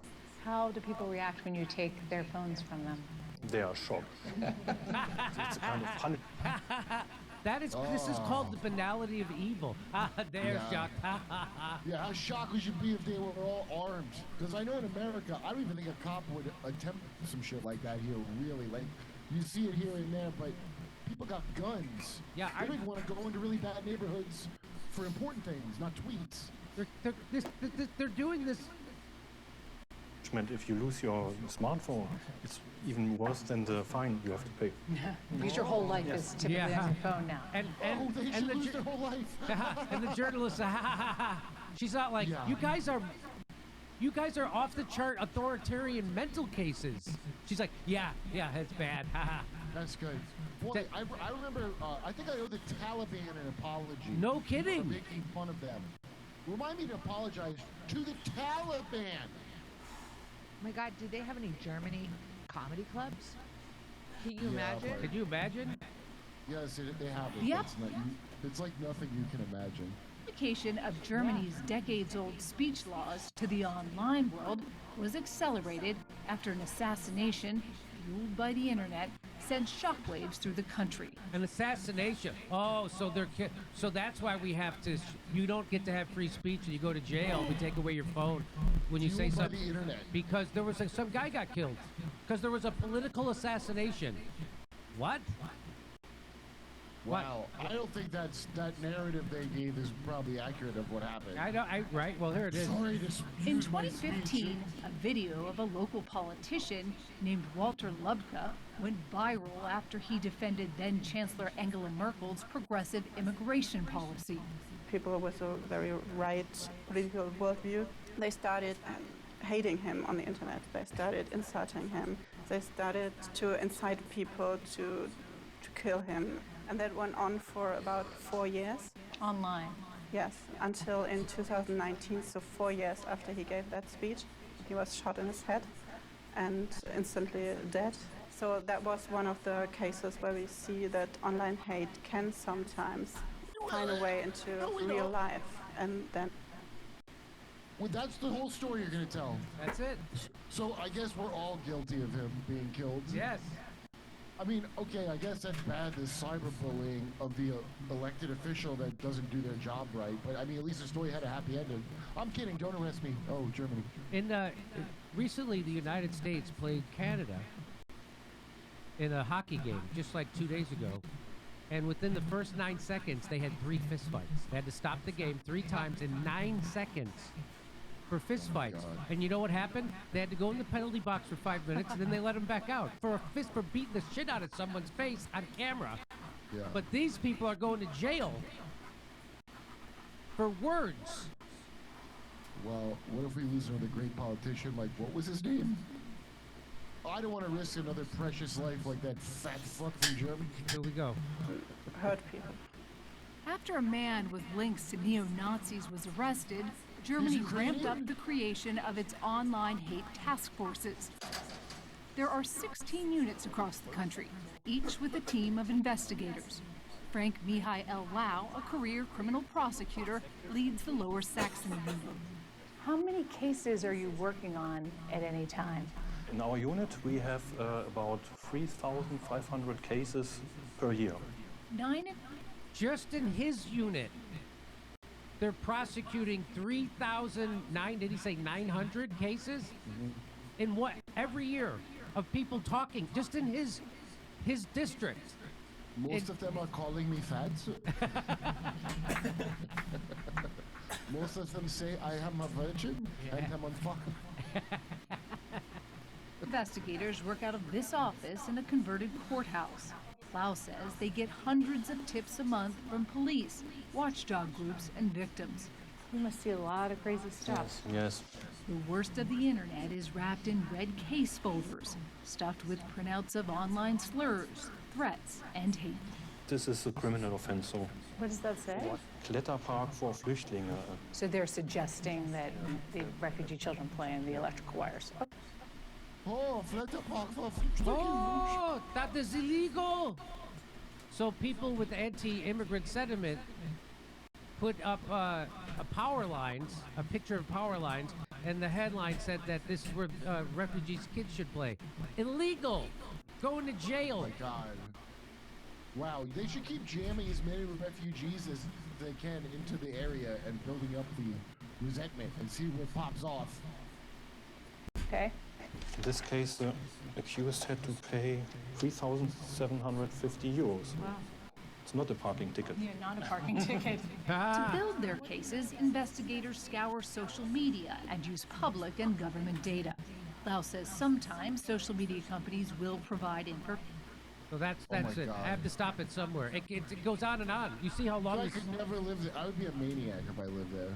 I would be like some kind of like within the week I would be a fugitive in Germany. There's not a chance in hell I would even tolerate the guy giggling. I can't after believe that. I can't believe I was able to do stand-up comedy there. And maybe because I didn't post about it, but as No, it's online is worse. They said. as Nick Cruz, my friend Nick Cruz says, Germany is cooked. Germany is cooked. Yeah. That's your state of liberal democracy. Yeah, and they cry when you bring it up. And they're all laughing. They laugh about it. We all live in a police state. Wow. We They all laugh?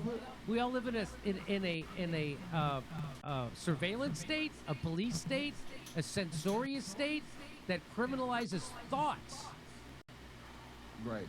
Wow. But if JD Vance says it to them, they'll start crying. How about They're laughing how about out. Gyges videos? Are they good? Oh, that's for you teach that in schools, I imagine. I imagine that's part of the curriculum. Germany is cooked. That is real. But that's Yeah. not only just happening in Germany, that's happening in the UK. That's happening. Yes. Oh, yes. China is freer, by the way. China on a is speech freer level on- than all, whatever you want to say to our adversary. Why are these Chinese getting more rights than you have, you morons? Than the West. It's unbelievable. I thought you don't like China because the crackdown on the rights. So I thought that's why they're bad. I get an email. I used to get them a lot more than I've been getting them lately, but I used to get these emails all the time saying that my tweet got taken down in Germany for hate speech. And I was like, what? What'd you say? At first, when it would come in my inbox, it was like, Twitter flagged you've been sent or taken down. And I'm like, what? And I'm like, oh, just in Germany? And I'm like, oh, I didn't know it was this bad. Oh, yes. They would say somebody reported your tweet for hate in Germany. Mach schnell! Pointing at you. People who claim to be against hate speech are people who just hate speech. It's the cheapest, like, obvious little way to control you, but you have to have an infrastructure of, like, just like Hitler had the SA that he later cleaned out in the Night of the Long Knives. He had that fat idiot guy who just liked to start fights and was like wanted to go after people, and then when that guy served up his usefulness, they got rid of him. That's just how this is gonna be. Yeah. This is what Hitler did. Yeah. This isn't fighting Hitler. This is being Hitler. It's improving on Hitler, let's say. Let's say it's Hitler 2.0. Now we accept Jews. It's a more diverse Nazi party. All the control you love, but without racism. This is really amazing. I don't know how people's mind... That woman, that 60 Minutes woman, she's just like laughing and nodding along with it. Yeah. Yeah, well, we got to start doing that here pretty soon. MAGA. Yeah, boy, they're way ahead out there. That's how that's how my asshole Hollywood friends put it together. Like, we have to, like, we're fighting Nazis, so we have to censor. No, do you realize that Nazis are the ones who censor? You realize that, right? No, it's called mind control that the whole country's under. Oh, no, but we have to do that to fight them. Wow. Every stupid thing is a hypnotic. You watch them repeat the same phrases over and over, and then stupid people babble them at you. Some of them don't even keep up with the program. I had a guy I was talking to last night, he's a friend of mine, who's like a Trump, yeah, well, he's a rapist. 25 women came out. I'm like, are you not even keeping up with the made-up shit? No. He just remembers one inaccurate thing. If this were Germany, he'd be in prison for saying that to me. The inaccuracies that stay around. Hey, some companies stand for diversity quotas and corporate ESG scores. 1775 Coffee stands for bold flavor, real quality, and calling BS when they see it. If your morning fuel should actually taste like coffee and not corporate nonsense, you're in the right place. Forget stale, mass-produced pods roasted just enough to hide their mold. Dark roast hits like a Trump tariff. The medium roast packs bold flavor without the bitterness, and Vitality Mushroom Blend fuels the fight with lion's mane, cordyceps, and reishi. That's all. That's in that coffee? Wow.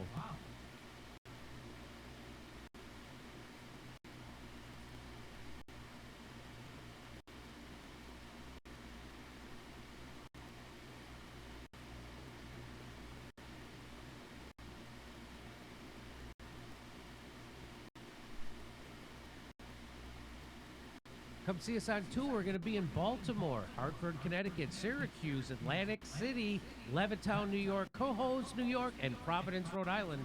Go to jimmydore.com for a link for tickets. So J.D. Vance gave a speech at the Munich Security Conference, and it really, really bothered all the people there, meaning all the European war maniacs and what we would call bad liberals. Right. So liberals have now turned into authoritarian, censorious fascists in the name of liberalism. Right. And so he went over at the Munich Security Conference. U.S. Vice President J.D. Vance criticized European leaders for what he described as the erosion of free speech, particularly highlighting instances in the UK. His remarks were touched on broader issues of freedom of expression. So let's just watch. Here's what Glenn Greenwald said.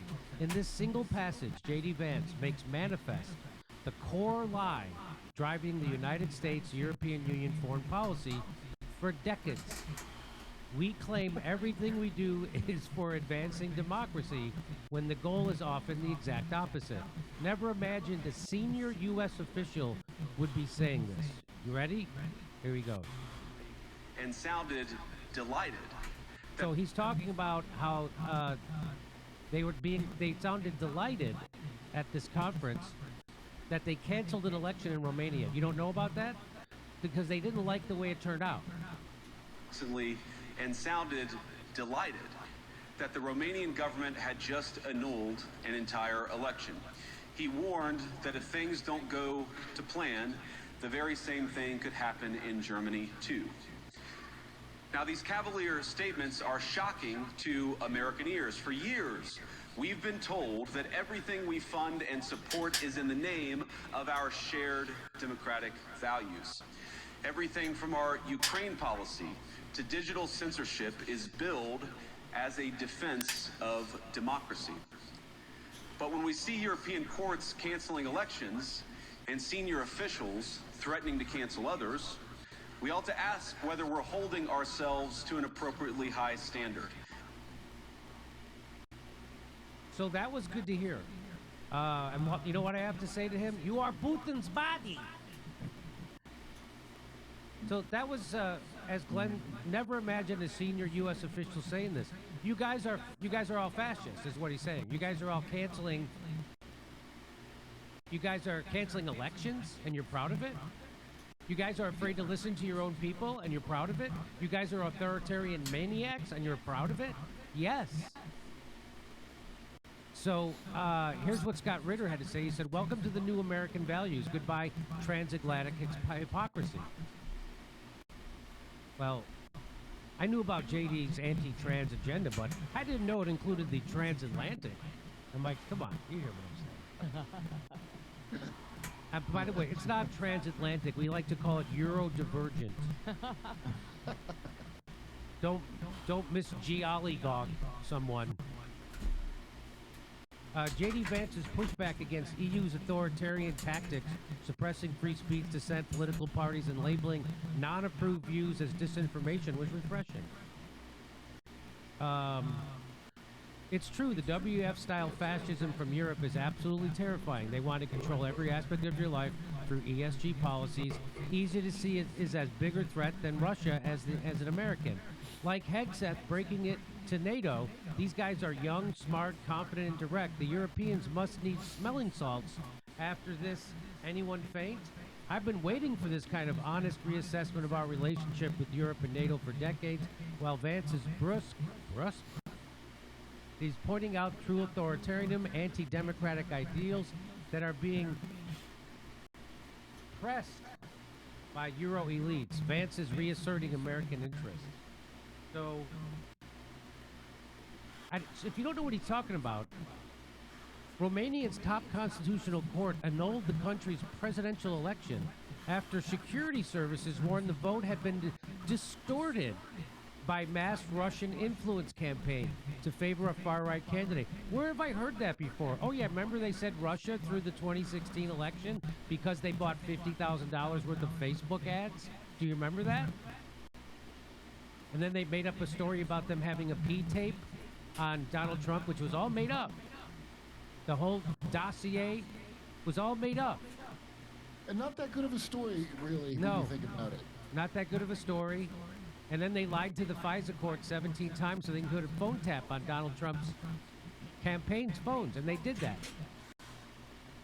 And here is the Romanian's constitution. So here it is.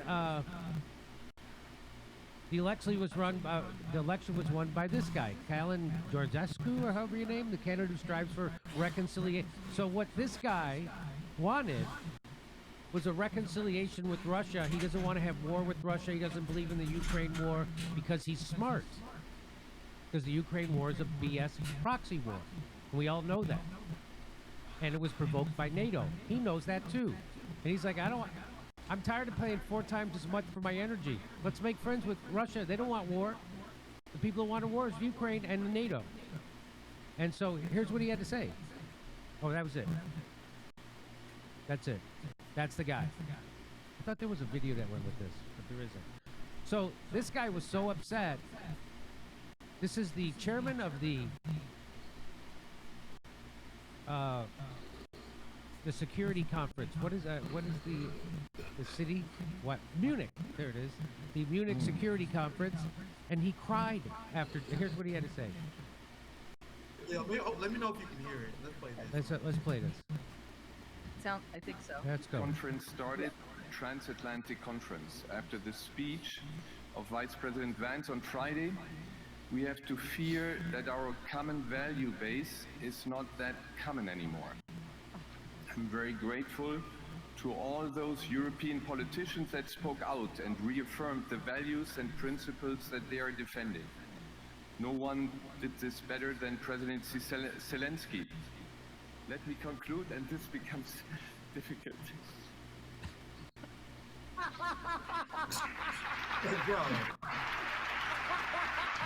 All right, let's. And there you go.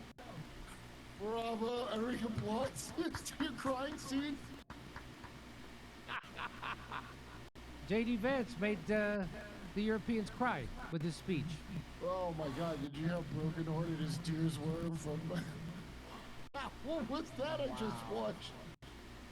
I don't know. What the hell did I just watch? Wow, what a lizard man. Okay, so and let's remember what J.D. Vance actually said. There's more. I'm going to play it in another segment where he talks more about the censorship.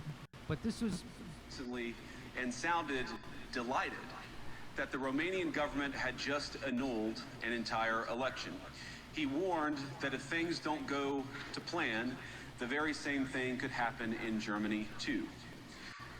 Now, these cavalier statements are shocking to American ears. For years, we've been told that everything we fund and support is in the name of our shared democratic values. Everything from our Ukraine policy to digital censorship is billed as a defense of democracy. But when we see European courts canceling elections and senior officials threatening to cancel others, we ought to ask whether we're holding ourselves to an appropriately high standard. Sounds crazy, huh? What a nut. What a crazy right-winger. Well, it gets worse. To all those European politicians that spoke out and reaffirmed the values and principles that they are defending. No one did this better than President Zelensky. Let me conclude, and this becomes difficult.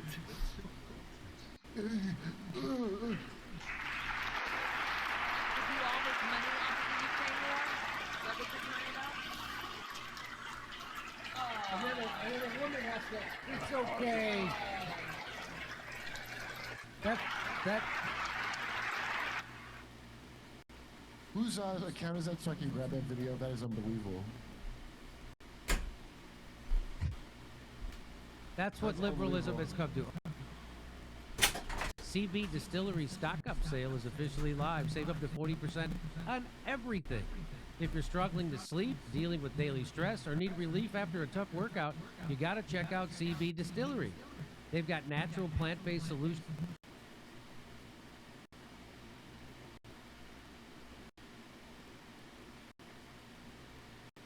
Come see us on tour. We're going to be in Baltimore, Hartford, Connecticut, Syracuse, Atlantic City, Levittown, New York, Cohoes, New York, and Providence, Rhode Island. Go to jimmydore.com for a link for tickets. So now J.D. Vance really gave it to him. J.D. Vance's speech at the Munich Security Conference shocked European leaders and the D.C. establishment when he slammed European countries for their extreme censorship laws and violations of basic civil liberties. And so let's watch. Here we go. I look to Brussels, where EU commissars warn citizens that they intend to shut down social media during times of civil unrest the moment they spot what they've judged to be, quote, hateful content. Or to this very country, where police have carried out raids against citizens suspected of posting anti-feminist comments online as part of, quote, combating misogyny on the internet, a day of action. I look to Sweden, where 2 weeks ago the government convicted a Christian activist for participating in Koran burnings that resulted in his friend's murder. And as the judge in his case chillingly noted, Sweden's laws to supposedly protect free expression do not, in fact, grant, and I'm quoting, a free pass to do or say anything without risking offending the group that holds that belief. You can't offend. It's illegal to offend people in Europe. I don't know how we did our tour there and got away with it. I guess I don't know why, because I said a lot of stuff when we were there, especially in Berlin. I don't know. Were you saying it on social media? I wasn't saying it on social media. I was saying it at my live show. That's probably why. And by the way, if you want to know who this guy is, that's the guy that Victoria Nuland was thinking about making president of Ukraine. Remember that? Isn't that Klitschko? Was it Klitschko? Yeah, it looks like it. Yeah. Yeah. Well, he has a dinosaurian head, doesn't he? Yep. And perhaps most concerningly, I look to our very dear friends, the United Kingdom, where the backslide away from conscience rights has placed the basic liberties of religious Britons in particular in the crosshairs. A little over 2 years ago, the British government charged Adam here. Smith, I'm signing off now. Thank you, bros. a 51-year-old physiotherapist and an Army veteran, with the heinous crime of standing 50 meters from an abortion clinic and silently praying for 3 minutes. Not obstructing anyone, not interacting with anyone, just silently praying on his own. After British law enforcement spotted him and demanded to know what he was praying for, Adam replied simply, it was on behalf of the unborn son he and his former girlfriend had aborted years before. Now, the officers were not moved. Adam was found guilty of breaking the government's new buffer zones law, which criminalizes silent prayer and other actions that could influence a person's decision within 200 meters of an abortion facility. Criminalizes silent prayer. So that's literally criminalizing your thoughts. Those are thought crimes. You're not allowed to think things. Silent prayer. I fought. He should have said it was to Allah. He would have got off. He would have got off. Yep. He was sentenced to pay thousands of pounds in legal costs to the prosecution. Now, I wish I could say that this was a fluke, a one-off crazy example of a badly written law being enacted against a single person. But no, this last October, just a few months ago, the Scottish government began distributing letters to citizens whose houses lay within so-called safe access zones, warning them that even private prayer within their own homes may amount to breaking the law. What? Why? Naturally, the government urged readers to report any fellow citizen suspected guilty of thought crime. In Britain and across Europe, free speech, I fear, is in retreat. Now, a couple parts about... So let's listen. I think what Glenn has to say here is very instructive before we get to the crazy part from CBS News. But here's what Glenn says. This passage. You could make the argument that this is an example of the United States government trying to interfere in the affairs of other countries. The Europeans have a much more constrained and constricted view about free speech than the United States does. And on some level, you can say that's their right. And why is J.D. Vance over there telling them how they should think about free speech? But the broader context here for the speech, as we're about to show you, was that the foundation of EU policy and EU foreign policy in the world is that the whole point of the U.S.-EU relationship is that we promote our shared democratic values, our promotion of democracy.